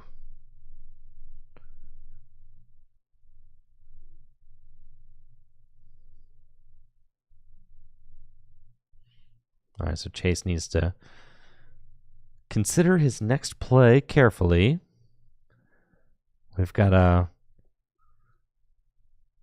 quite the shootout happening here. Both players going to be intent on taking 2 prizes for the rest of the game. So, I mean, really, this game is going to unwind very fast. As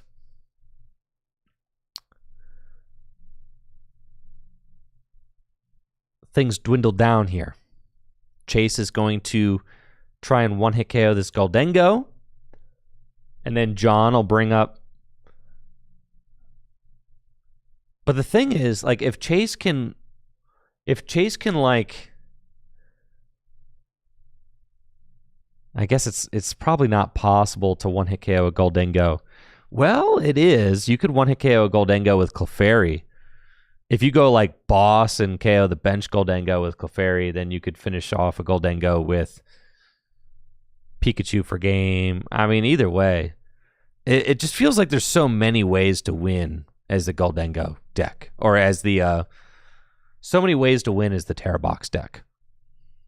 Like Chase could take a one-hit KO with Clefairy easily. He could take a one-hit KO with Pikachu easily.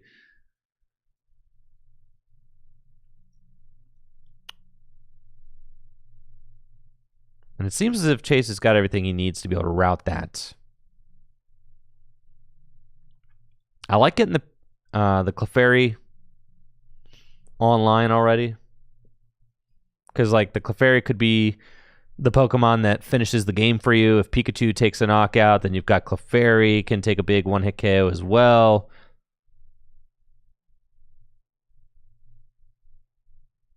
Honestly, these Rondo attackers are just kind of ridiculous when combined with the Area Zero Underdepths. I mean, Raikou in the Miraidon decks before rotation, now Clefairy in these Terra Box decks. The fact that Clefairy can just ramp up and hit that one-hit KO number with Area Zero Underdepths is just kind of ridiculous. Kind of ridiculous, chatters.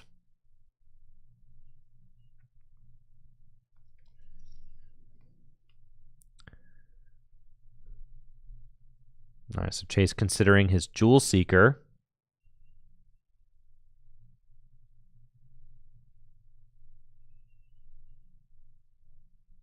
And it's getting double Crispin. How about that? Looks like we're going to see a Crispin for a Psychic Energy getting attached to Clefairy, Metal Energy to hand. And then Chase has got an Energy Switch in hand as well. And he's got the Crystal in hand also. So, I mean, really is just going to be able to kind of establish his board as well as he can for these final plays. He's going Energy Switch, Metal, Crystal. I think Clefairy is taking this knockout. And I really like this line because Clefairy is going to take the Vengeful Punch, and then Pikachu just kind of like waits in the back, and all Pikachu needs is one Grass Energy, and it's going to be able to one-hit KO. One Grass Energy or one Lightning Energy. Does this deck even play Lightning Energy? I don't think so. Just needs a Grass Energy to take the win. Chase having 2 prizes left. John has to decide who he's going to promote. And he'll send up the Dunsparce.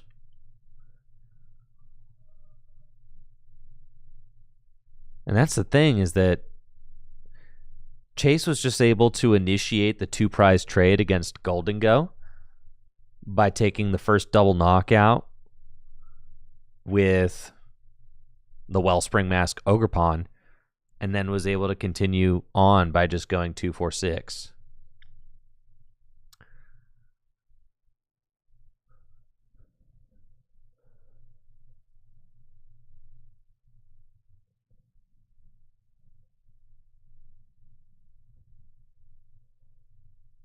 And then John's in a position where if he puts up a Goldengo into this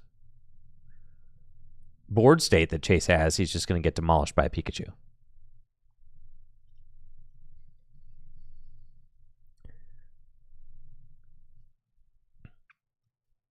So John's going to Ultra Ball for Dunsparce. Do a little runaway draw, which will net him 3 cards. Chase's board is looking so scary, though.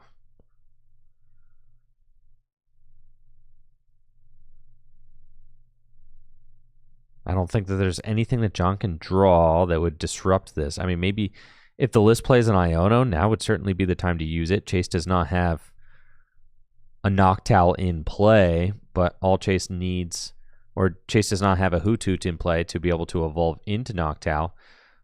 But all he needs is to use Pheasantipity and draw into either Lightning or Grass. And there's a runaway draw.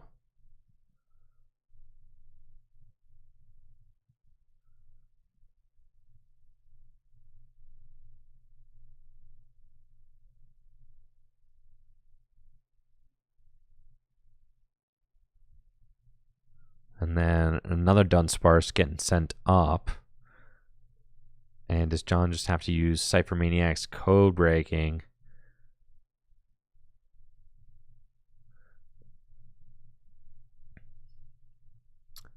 It looks like he's trying to get the Scyther back, kind of understanding.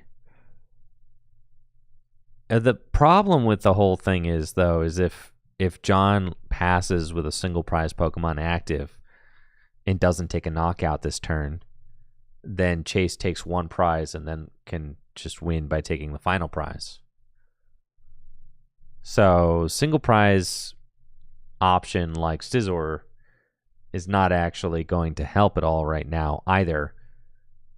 I think this game is just kind of wrapped. The only out that John would have to win would be to knock out the Clefairy and deny Chase the game-winning Lightning or Grass energy for Pikachu.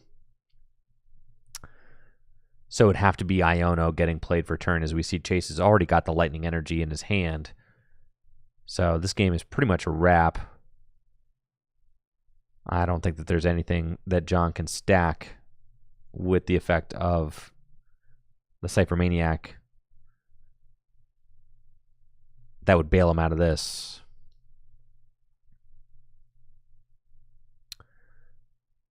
But let's see.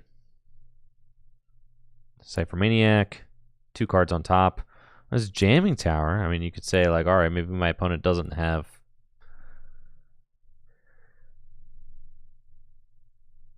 So I guess that's like the other option, right? It's like maybe he doesn't have, but he's got Crispin in hand too. Yeah, it's done for sure. Dunsparce going back in. Runaway draw for 3.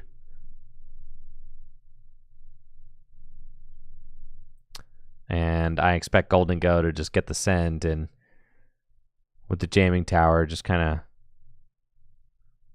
Or, all right, here's how John can still win. He needs to go continuous tumble with Gimme Ghoul and flip like 10 hits or whatever. That's how we win this game.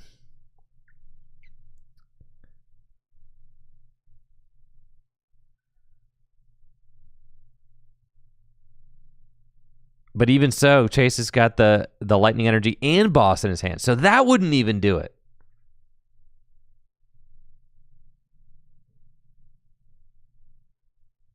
Oh, yeah. Chase needs to. Chase, you got to discard your bench. Bench down. Yeah.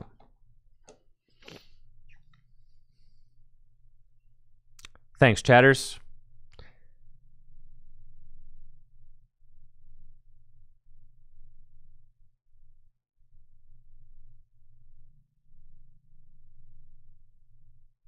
All right, John's going to flip the script.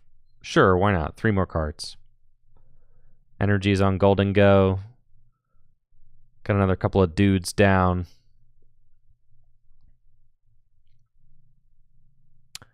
And John just has to pass.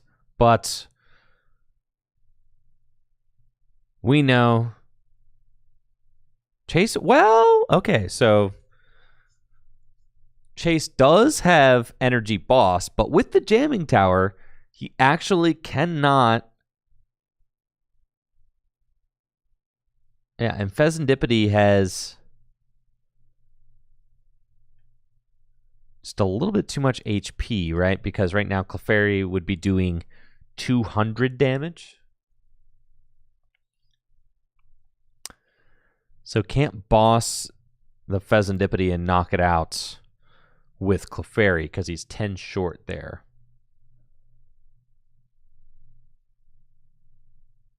So going to play Crispin, just kind of, I think he's just kind of setting up checkmate, right? Because when you Crispin to Pikachu, it's like, all right, John cannot promote anything.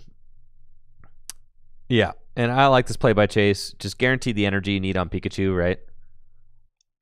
Or get as close to guaranteeing it as possible.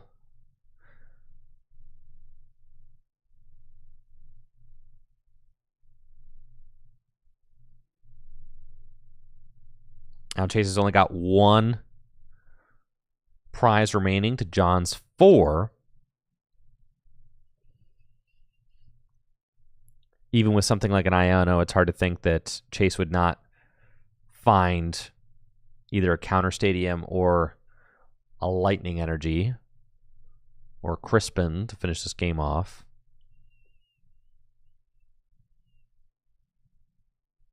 The crystal is not activated right now because of that Jamming Tower. Jamming Tower does negate the effect of all tool cards in play. So that's the only thing kind of keeping John around right now, is that technically the Pikachu does not have guaranteed attack on board.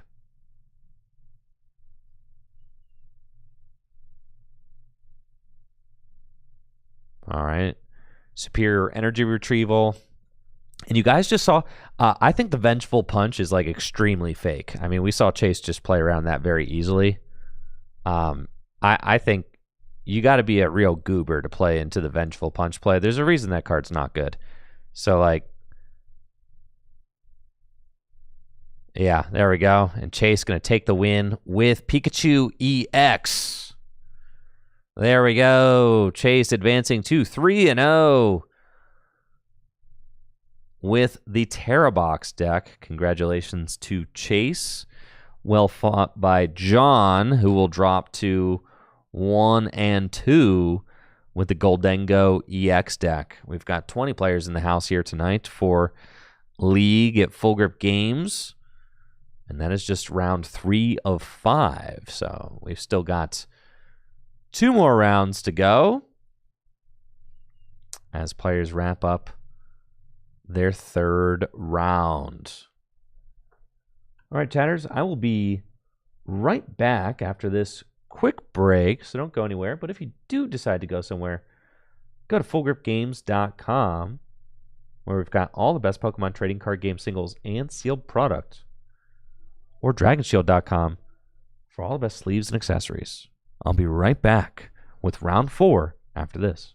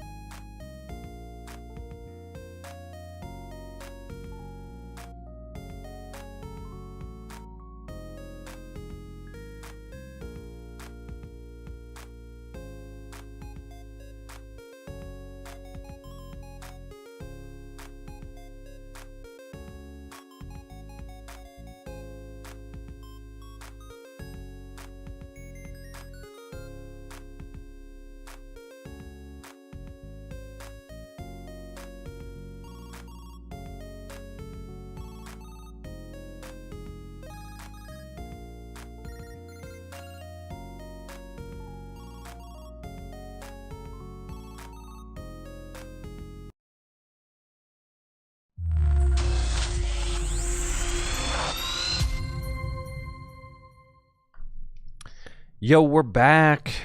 We are back. Getting ready for round 4 here. I'm working on cooking up some new Gym Leader Challenge decks right now. That's kind of what I've been thinking about lately. It's what I kind of consume my my empty thoughts with this week. New GLC decks. I'm working on a water one right now, and I've got Palafin in here. I've become convinced that Palafin is like the best water Pokemon. He's so good. 210 for 2, 150 hit points, can instantly evolve. I mean, crazy, right? So, trying to build a deck around Palafin. And the new Misty Starmie as well is like a nice addition for those low energy water decks. So I think that I'm trying to get a hold of a Misty Starmie right now. I didn't open any Heatwave Arena product. For some reason, the internet looks like it's like operating at potato speed today. I don't know what's going on here, but like, look at this. It's just been total potato mode. Like, what am I living in the 90s? Like, do I have dial-up? Like, what is going on here? Why is this happening to me? Yeah, thank you, Grigner, for that comment. I really appreciate that. That is very kind of you. But, like, clearly my internet works enough to, like, stream, but yet it does not work enough for me to open a website. So, I don't really know what's going on with all that. I'm trying to figure it out, but I would like to look at cards right now. That would be great. Or like look at the internet.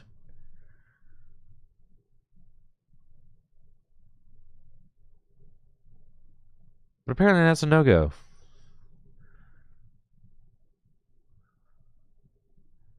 It's all good though, because round 4 of League Nights is up now. We're going to be getting started. Yeah, no, internet, just total kaput. Yep, don't know. So, anyways, let's head over to the league table and see what's going on. Round number 4.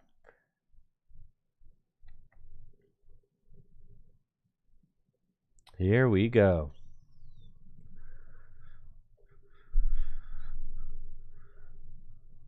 We've got Austin Charles versus Sebastian Amador. Both of these players are 2-1 right now.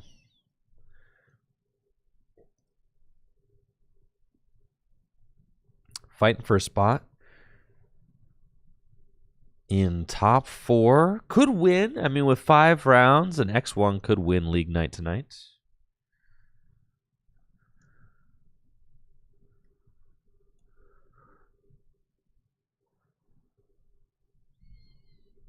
So, not totally out of it.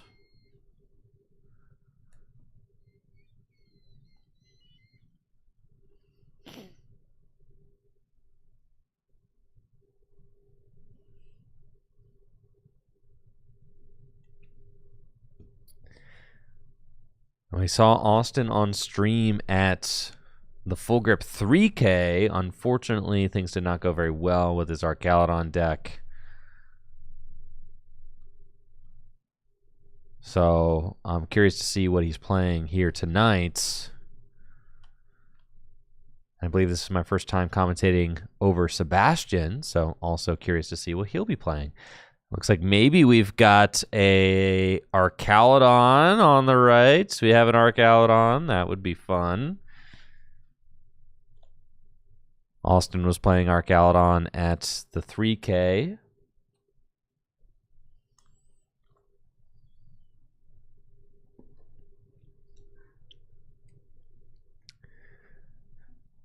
And I am curious if he's mixed it up since then. I have to imagine that he's moved on to something else. But maybe not.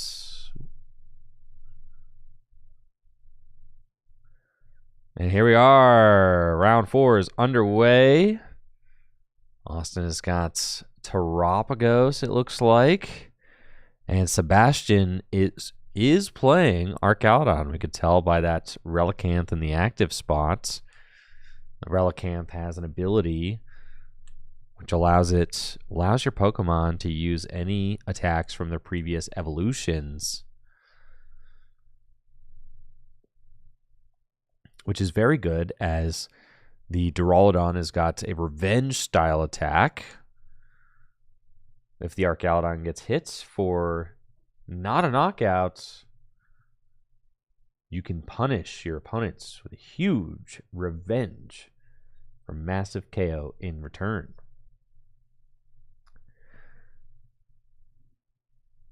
I'm just getting the prize breakdown for tonight here at Full Grip Games. Looks like first place is going to receive $115 store credit. Second place, $80 store credit. And top 4, third and fourth place, both going to get $60 store credit. Thank you so much, Countering, over on Twitch for that Prime sub. I really appreciate the support. Thank you, Countering. It looks like Sebastian going to attach an energy to the Relicanth and then Squawk and Seize for a fresh set of 6 cards. And there's a Wooloo, a pair of Duraludon, and a pass. Okay. Well, let's see what Austin can do about this. Immediate counter to the Jamming Tower, Psychic Energy to Terapagos, and an Iono. It's nice for Sebastian, as Sebastian was able to lay down a bunch of Pokemon and then had a pretty low hand size. So to get 6 fresh cards, pretty nice for him. Austin does find an Ultra Ball, so he'll be able to go get a Fan Rotom and really establish his board. Ultra Ball away, Fez, and another Ultra Ball.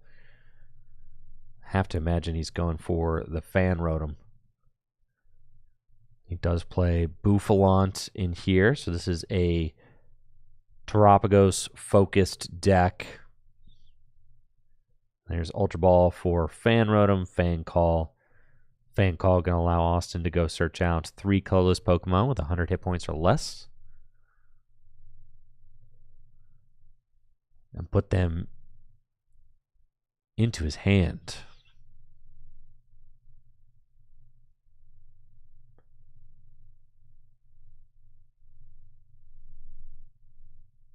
He's got a couple Hootoots and a Noctowl, which makes sense.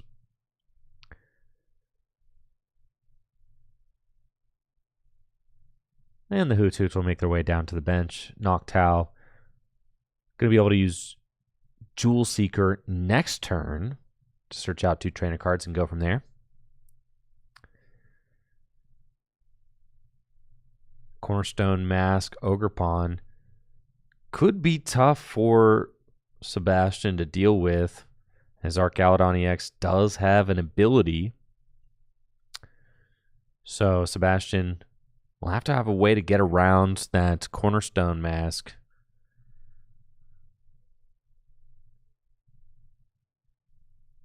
Looks like Sebastian's got a Gear in hand, so could use that to dig for a supporter if he wants that. He's also got Ultra Ball, so could find an Arcaludon EX. First, looks like Sebastian will play Nest Ball and search his deck for a basic Pokemon to put onto the bench. Ah, the clock is not running. That is my bad. We're going to set it to like 25 minutes and go from there. Thanks.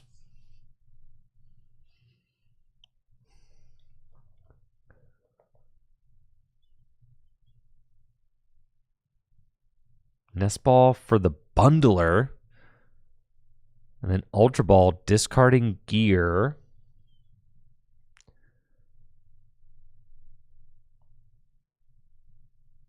Let's see that Arcaludon. Archaeodon got the Assemble Alloy ability, going to allow Sebastian to accelerate 2 energy from the discard pile to his Archaeodon.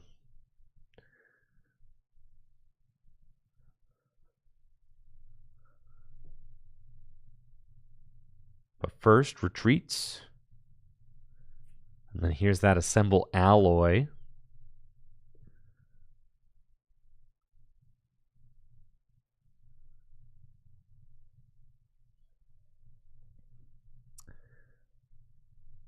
And then black belts?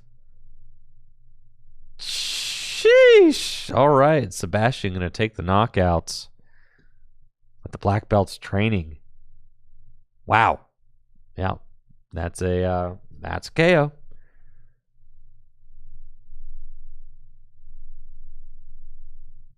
And the black belt's training makes it so that your attacks do 40 more damage to your opponent's active Pokemon EX. And my question for Sebastian is, does he have a way to get around this Cornerstone Mask? I don't know. Because as it is right now, if Austin benches nothing else, Sebastian cannot win.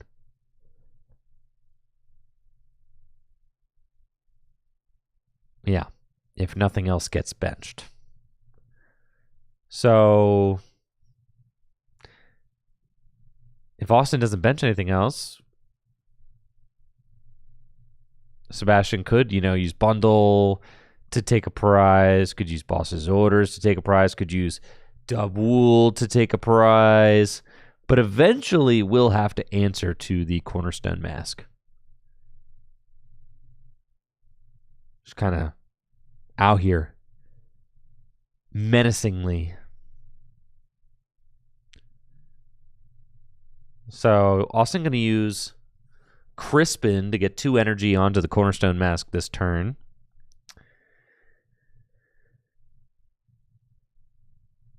Bravery Charm, Trumpets. It's going to get an extra energy onto the Fan Rotom. And then Energy Switch, that is going to be a Demolish for 140. Wow. Yep. The double Noctowl. Double Jewel Seeker.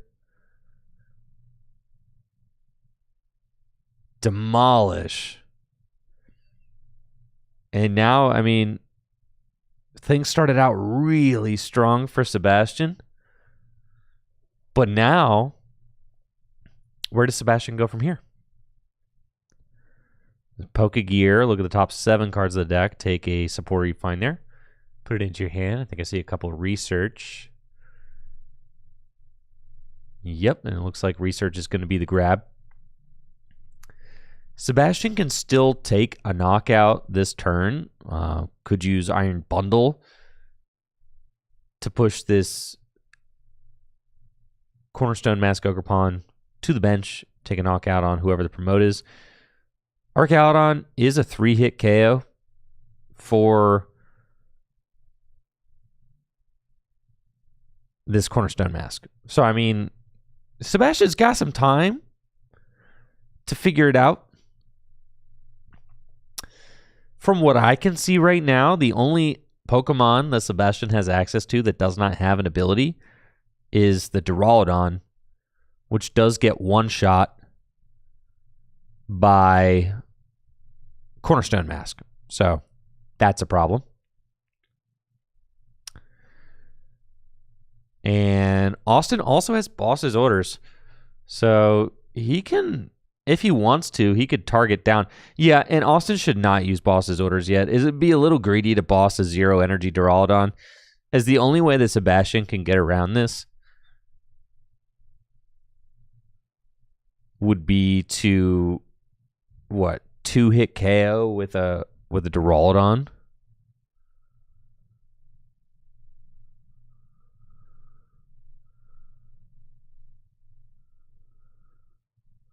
And we see that, Sebastian is starting to load those energy on. It's not even 2 KO. No, because it's got the Raging Hammer attack, which does 80 damage plus 10 more damage for each damage counter on this Pokemon. And it's like the Duraludon has 0 damage counters on it. So yeah, it just seems like he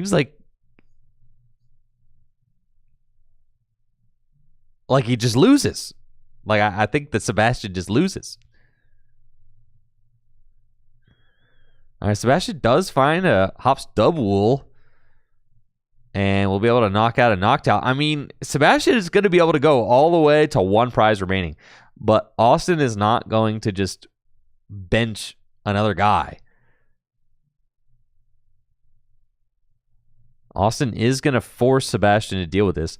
Now, Sebastian does have Scoop Up Cyclone in hand.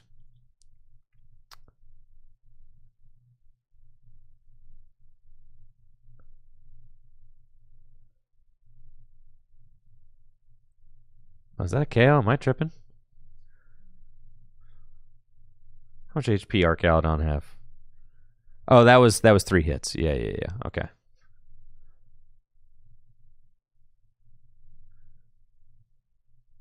Okay, so Sebastian just has to attach to the benched Duraludon and pass, but now Austin can use Boss's orders, and how quickly things have fallen apart here for Sebastian with no answer to Cornerstone Mask in his entire deck. He was starting off so good, but now everything is falling apart. Pheasantipity, flip the script, but guess what? Pheasantipity EX also has an ability, so it cannot attack the Cornerstone Mask either. Sebastian's going to get yet another Duraludon, but I'm starting to feel as if the resource well has run dry.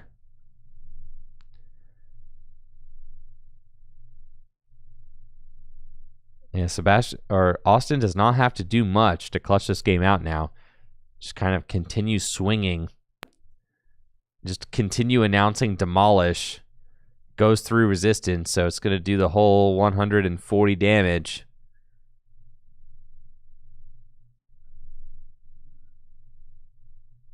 There's a black belt there. That doesn't really seem like it's going to do it. Not even any energy to attach. Just feels really bad.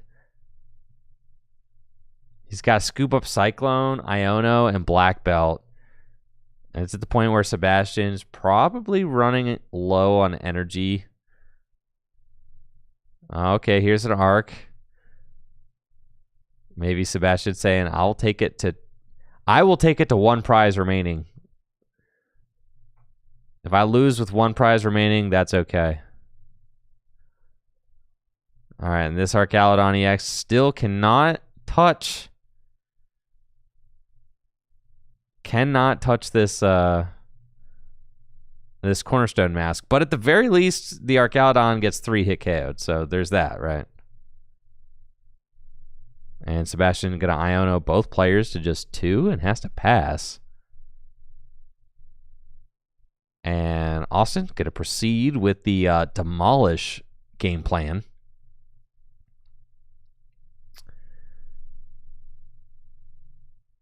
But again, not much of an out here for Sebastian. Doesn't look as if his deck is prepared for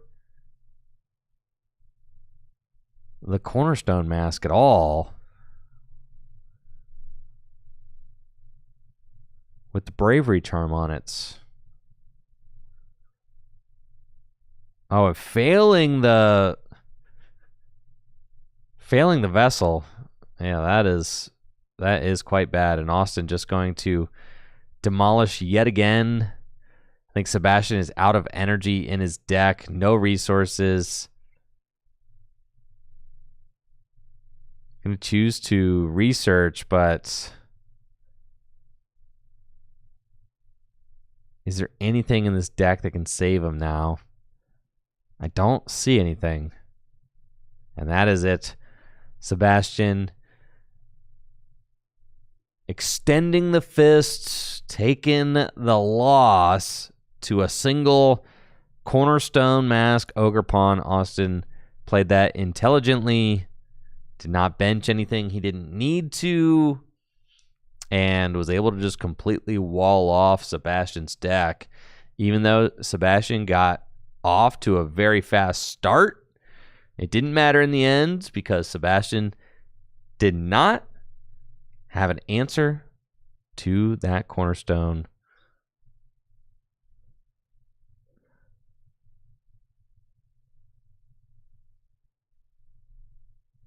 So there's nothing to be done. And at least it looks like they're having a good time with it. GG's to both players. Austin going to advance to 3-1 here at Full Grip tonight, with 1 round left to go. 20 players competing for that top prize of $110 store credit at the shop tonight. Second place taking home $80 store credits. And third and fourth place, a respectable $60 store credits. Oh, yeah. That's what we got going on. We got GLC League tomorrow. This is going to be the first time that our GLC League will not have Twin Energy or Double Colorless Energy legal. We're actually enacting the Twin and Double Colorless Energy ban early here at Full Grip Games so that we can kind of get a sneak preview of the metagame to come in the weeks ahead. So that'll be really cool. We'll see what players come up with without relying on those double energies in order to power their Pokemon up. So I'm very curious. I'm not gonna lie, I really want to play in GLC League, but I gotta stream tomorrow, especially the first league with no Double Colorless or Twin Energy. I gotta stream it, but I'm really excited about GLC right now. I really want to play.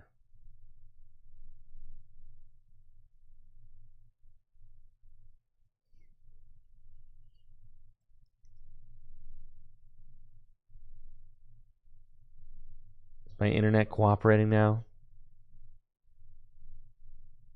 How am I streaming if the internet's not working? That's what I want to know. If I can't visit any websites, then how is the stream operating? How I'm live streaming.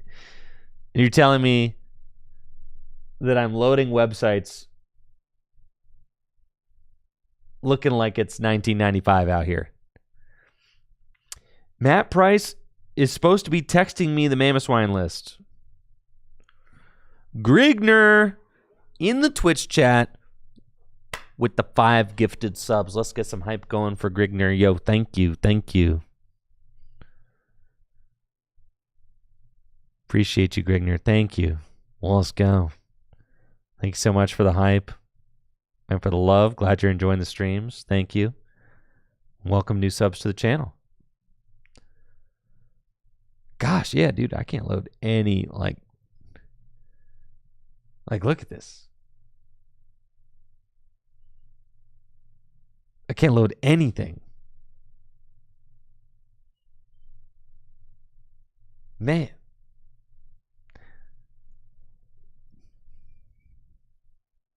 Well, that's a bummer.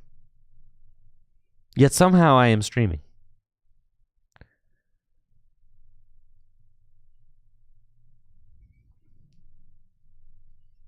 Am I going to go just full text only mode? You guys can use your mind's eye to imagine the Pokemon cards that I'm talking about. Goodness.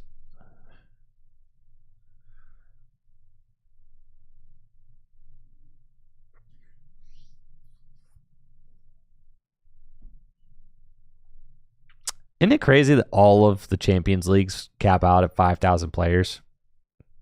That blows my mind.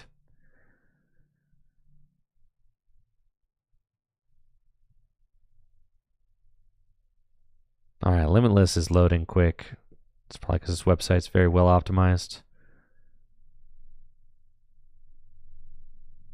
So this is the Dragapult list that just won the most recent tournaments. Champions League in Japan. I like Blood Moon Ursaluna. I think Blood Moon Ursaluna is insane. I definitely am a huge fan of that card. In this deck, see, they got the Tatsugiri technology. I've seen some lists going double Badoo. The Luminous Energy. Yeah, this list is crazy. Just play this.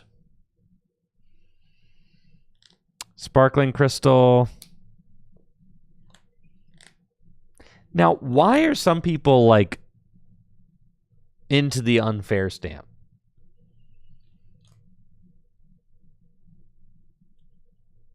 What is unfair stamp doing for you over Crystal in this deck? Someone give me the rationale there. Why are we playing unfair stamp? You play 4 Iono. Is that not good enough? That seems fine on the hand disruption part. 4 Iono. Like Sparkling Crystal does a completely unique effect. Allows you to power up a Dragapult in one turn. That seems quite good to me.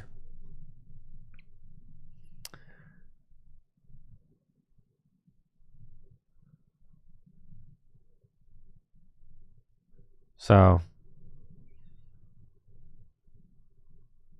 no Crispin? Yeah, you don't need Crispin. Just use Sparkling Crystal.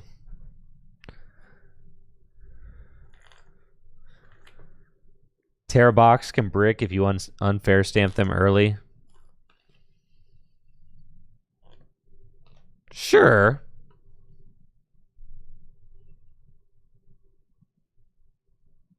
I don't know. This list seems great. I like this list. Unfair stamp seems cool, but I mean, this list seems crazy. It seems like super consistent. It's got 4 Buddy Buddies, the 2 Nests, 3 Ultra Balls. Yeah. This is just a nice, no messing around list. I love it. Even got the Tatsugiri there. Good, consistent list. Now, Guardy, it does blow my mind that this deck is working. What do you guys think? Do you guys think that Gardevoir is as good as... Do you think that Gardevoir is as good as this Champions League made it look?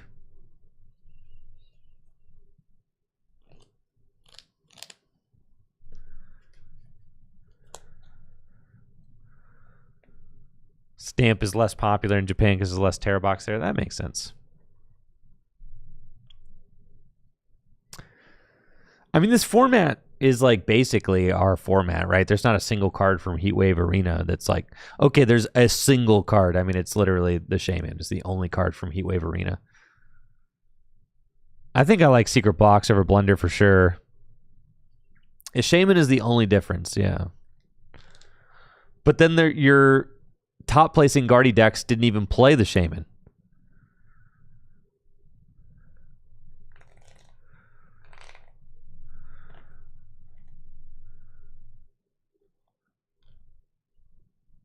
So that's kind of funny. And then Raging Bolts.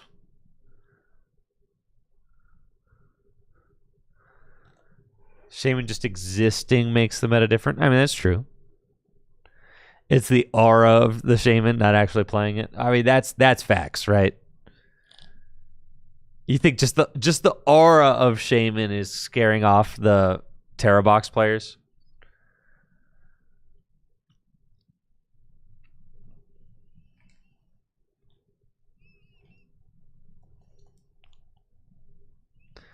Will Grasswater and Fighting Ogerpon ever be a viable deck with a Mask of Change item? Ever? I mean, you're asking me if it'll ever be viable? I think that it's just the Mask of Change item is just unnecessary. I think it's a gimmick. The Mask of Change item is a gimmick that I don't think is necessary, and you're just better off. You're better off just playing Terra Box exactly as it is right now. Like the most popular Terra Box list, just play it like that. It's better that way. It's better without, like, ironically, it's better without the card that was printed. The deck is better without the card that was printed for the card. Yeah. It's better when it looks like this.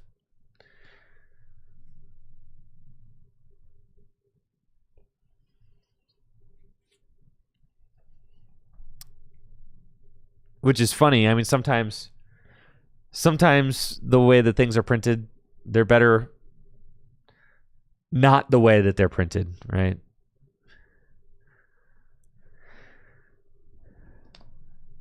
We got the new Rapidash from Heatwave Arena.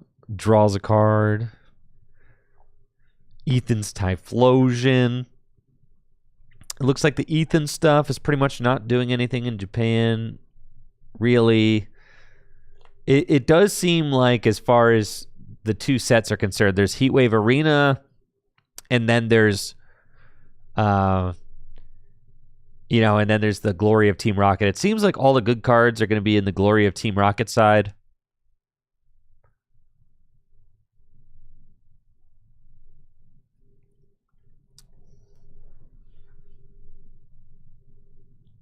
My favorite deck right now? I'm going to be honest with you. None of these standard decks are calling me. Not a single one of these standard decks looks fun to me. I'm going to keep it 100. Yeah, the Team Rocket looks like it'll have some cards that I kind of like. So maybe my hope is that the Team Rocket has some sort of deck that I jive with. But, like, I don't really love all of this, the decks in current standard. I'm not my favorite. I mean, I don't even, like, maybe Dragapult, I guess. Favorite? Ugh, no.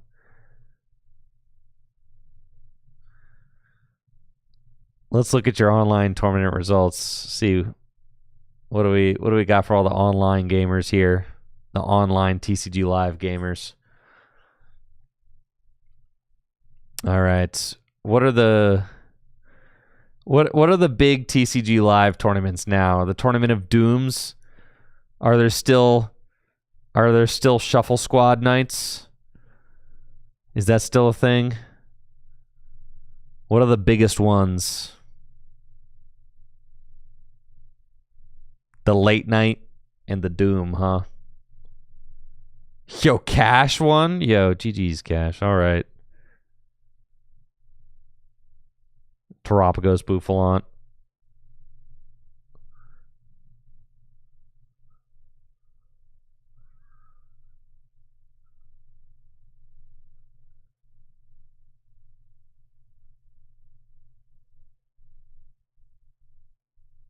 Flareon. Yeah, I just don't. There's not, like. If Hopsaw Sheehan was good, if the Hop stuff was good, like, maybe that would be my favorite deck, but it's not, so.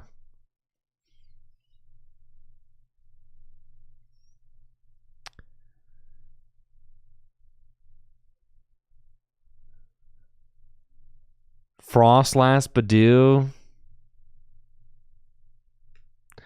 That's what I'm saying. None of these decks look fun to me particularly. Yeah.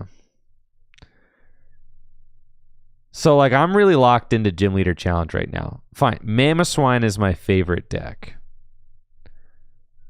But that's the great thing about enjoying multiple formats in the Pokemon TCG is that, like, I still love Pokemon cards just as much as I ever have, but the fact that I don't have anything that's interesting me about Standard right now is, like, that's okay. I think Standard's kind of, I'm kind of on Standard right now. Like, and that's that's just what it is, you know. Maybe something in the Team Rocket set will excite me, but like, you know, without being somebody who's grinding for worlds, it's like if I'm not grinding for worlds, I don't need to invest myself into every single standard format to figure out like what my exact favorite deck is, like, because it's like I'm not grinding for worlds, so I'm like, this format kind of looks poopy to me. I'm gonna wait until the Rocket set comes out. Like, that's just kind of like,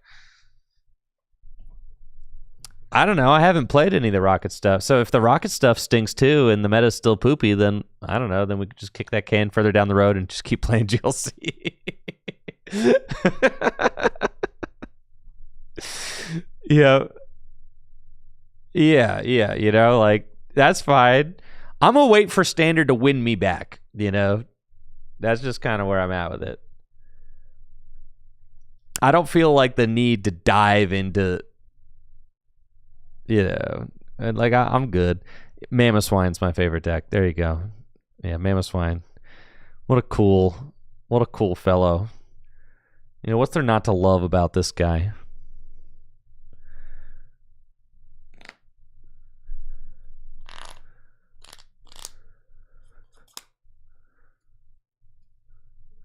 Yeah, it'd be nice if there's some mix up at it'd be cool. Yeah, if there's some neat decks at Atlanta for sure. I don't know. I really liked Miraidon like back, but like I liked Miraidon. I really liked Mew VMAX. All right. The last standard deck that I loved was Baxcalibur. Yeah.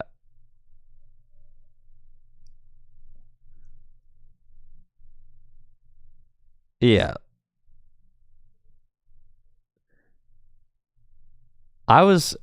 Mew was love Mew or hate Mew. Mew was fun.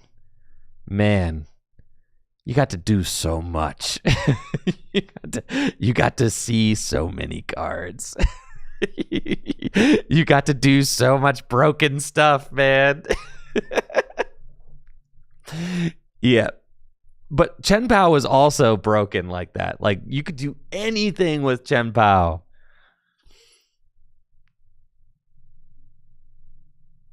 Lugia sucked. I played that deck to one tournament, and I got 11th, so that's fine. Gudra Lost Zone box, that deck was fun. That was fine. Yeah, Lugia was stupid. Yeah. I scooped the final round of Swiss this tournament with Lugia and still got 11th.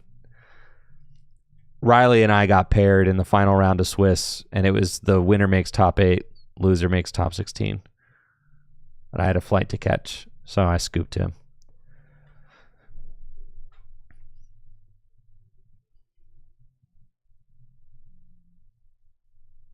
Yeah, Miraidon, though, with Flaffy. Miraidon with Flaffy. I liked Miraidon with Flaffy. I didn't like Miraidon without Flaffy. I thought it turned into this degenerate turn 1 Arven combo deck, which just was so stupid. I didn't like that. I liked it as more of like a disruptive deck. I thought it was way more fun this way. I was having fun using Path to the Peak to lock people and doing all that. That's why I really liked that Mew was also a Path to the Peak deck as well. Yo, Flying Pika Mew, dude. Man, that deck was cool. 2 Lost City, 2 Path, and a 1/1 Flying Pikachu VMAX. Oh, yeah, dude. You laugh, but I faced Drew Kennett playing his Regigigas deck in day 2 of this regional championships. And I beat him. I literally hard teched for like pretty much him and then played him and beat him with Flying Pikachu in my Mew VMAX deck. But yeah, I don't know. It's like nothing really in Standard is calling me right now.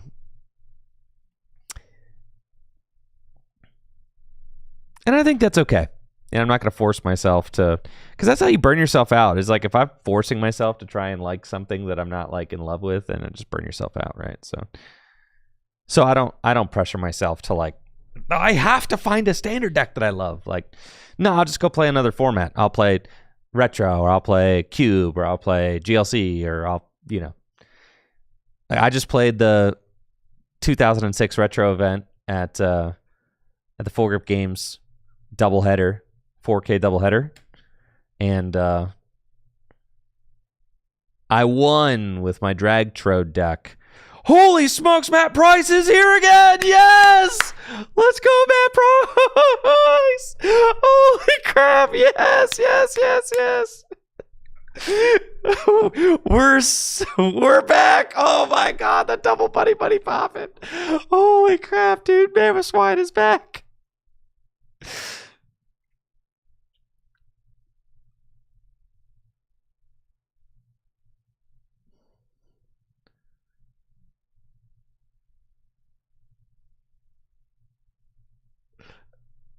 I think Matt Price is 4-0, dude.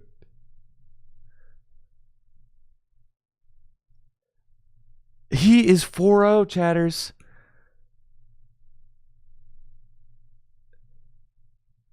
Matt Price is undefeated right now with the Mammoth Swine deck at Full Grip Games League and in contention to win that $110 store credits.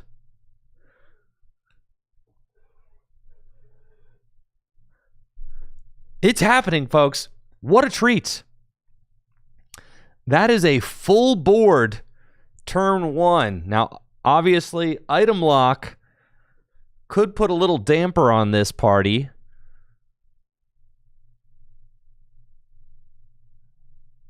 That would be unfortunate. And it looks like that. Uh-oh. Not Austin Charles. Ben Peacock. Okay, here we go.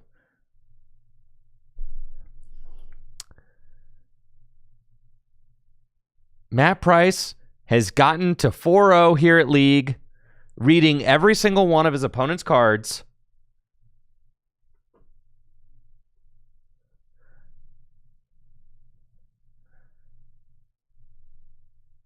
Unbelievable.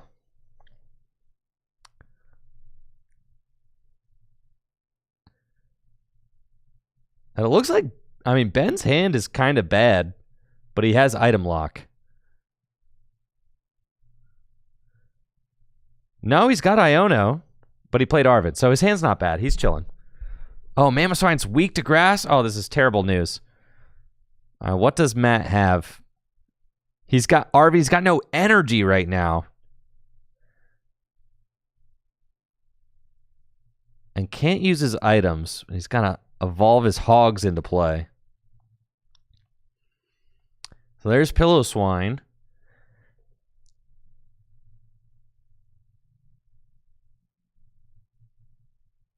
And then I think just has to Iono. Yeah, there's no other option really. Obviously, Arvin would be great. Didn't have an energy in hand, though, so I actually couldn't use TM Evolution even if he wanted to.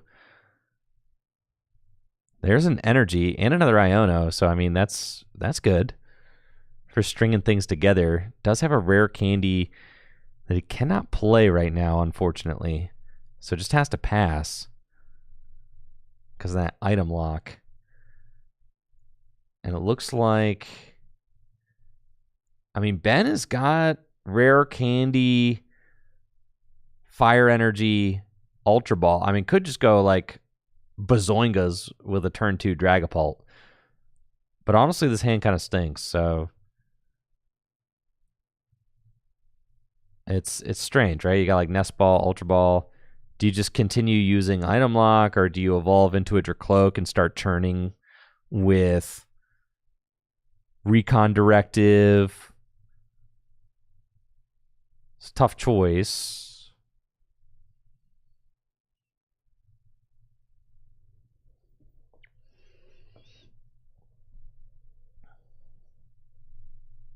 It looks like Ben is going to Nest Ball for the Duskull.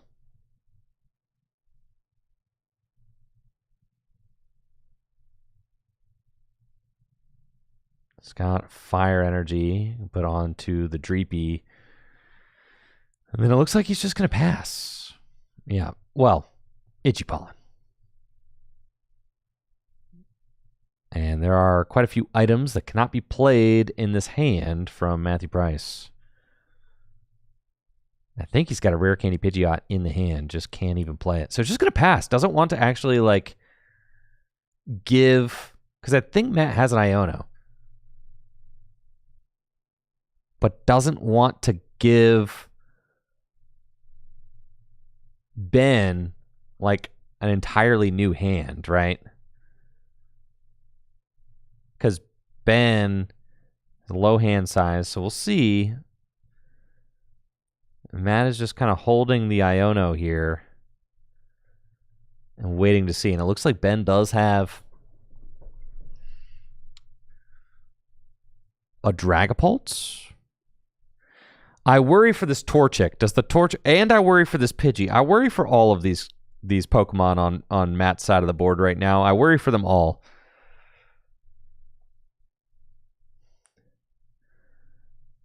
There's Rare Candy Dragapult, and will Ben just go in? Oh, this is terrible! No! Boss the Piloswine with the energy, Phantom Dive, knockout. Oh, this is horrible. The 3-prize turn. No, I hate standard format. This is miserable. No, the fun Mamoswine deck deserves to win. No.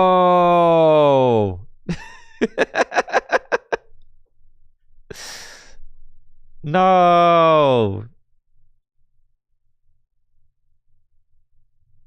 What tragedy hath Badu wrought on us?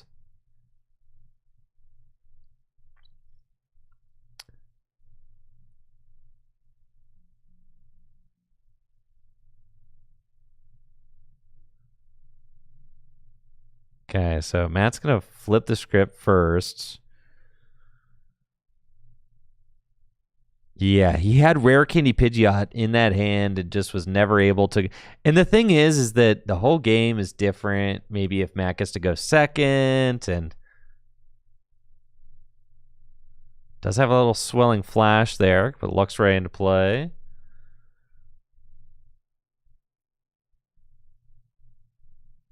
The thing is... Matt is just under a ton of pressure right now. Needs to establish a Mamoswine.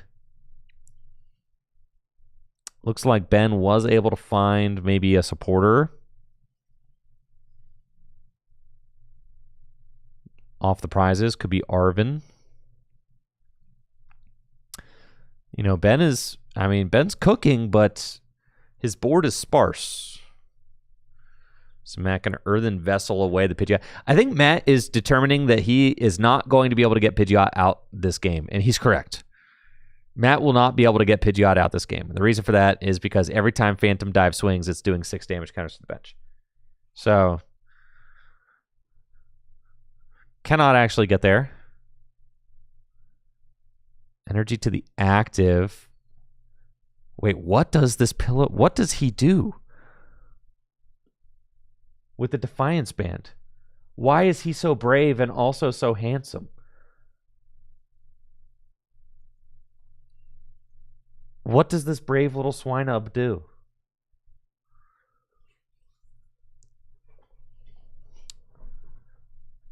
He's got to do something crazy, Matt. Lunge out for 40? I mean, I guess.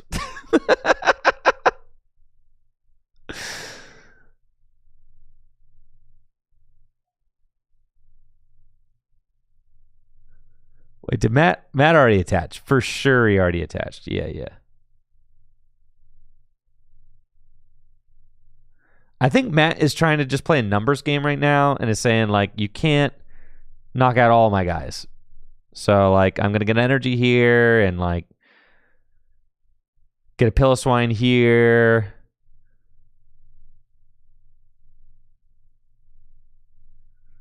Yeah, things are looking dire here for Matt Price, though.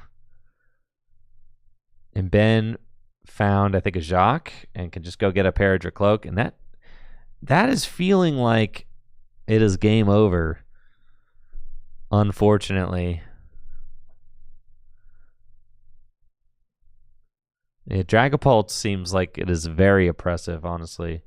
Being able to item lock into just blowing up your opponent's entire board is very troubling, isn't it? It kind of feels like what the Dusknoir Palkia deck was trying to do, except instead of being like a turbo turn 2 like Radiant Greninja Dusknoir, it's like we're just gonna item lock you until we get it.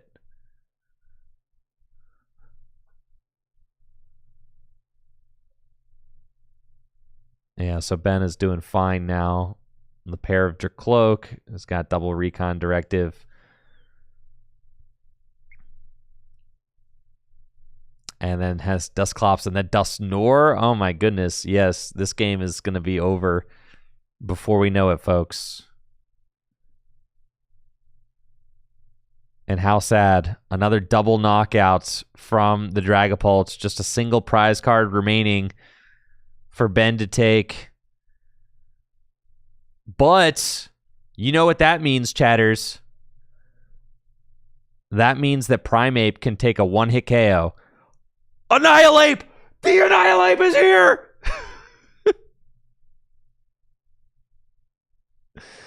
But does Matt have the fighting energy?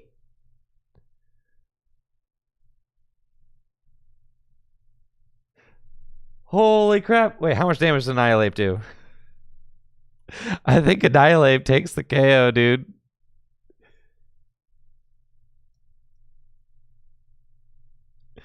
I don't know how to spell Annihilate, so I can't look the card up.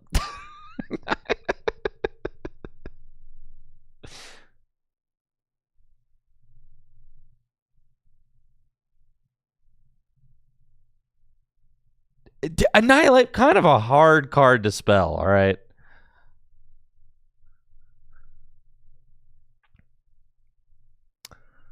$70 times 5, that'll do it.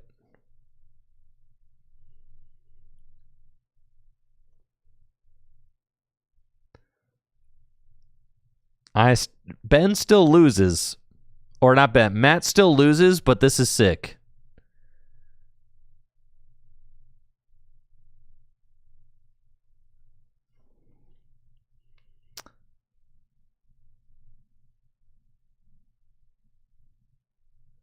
Because Matt, I don't know if he already used his Earthen Vessel and can't get the fighting energy. Because he could Arven for Earthen Vessel if that's a live play.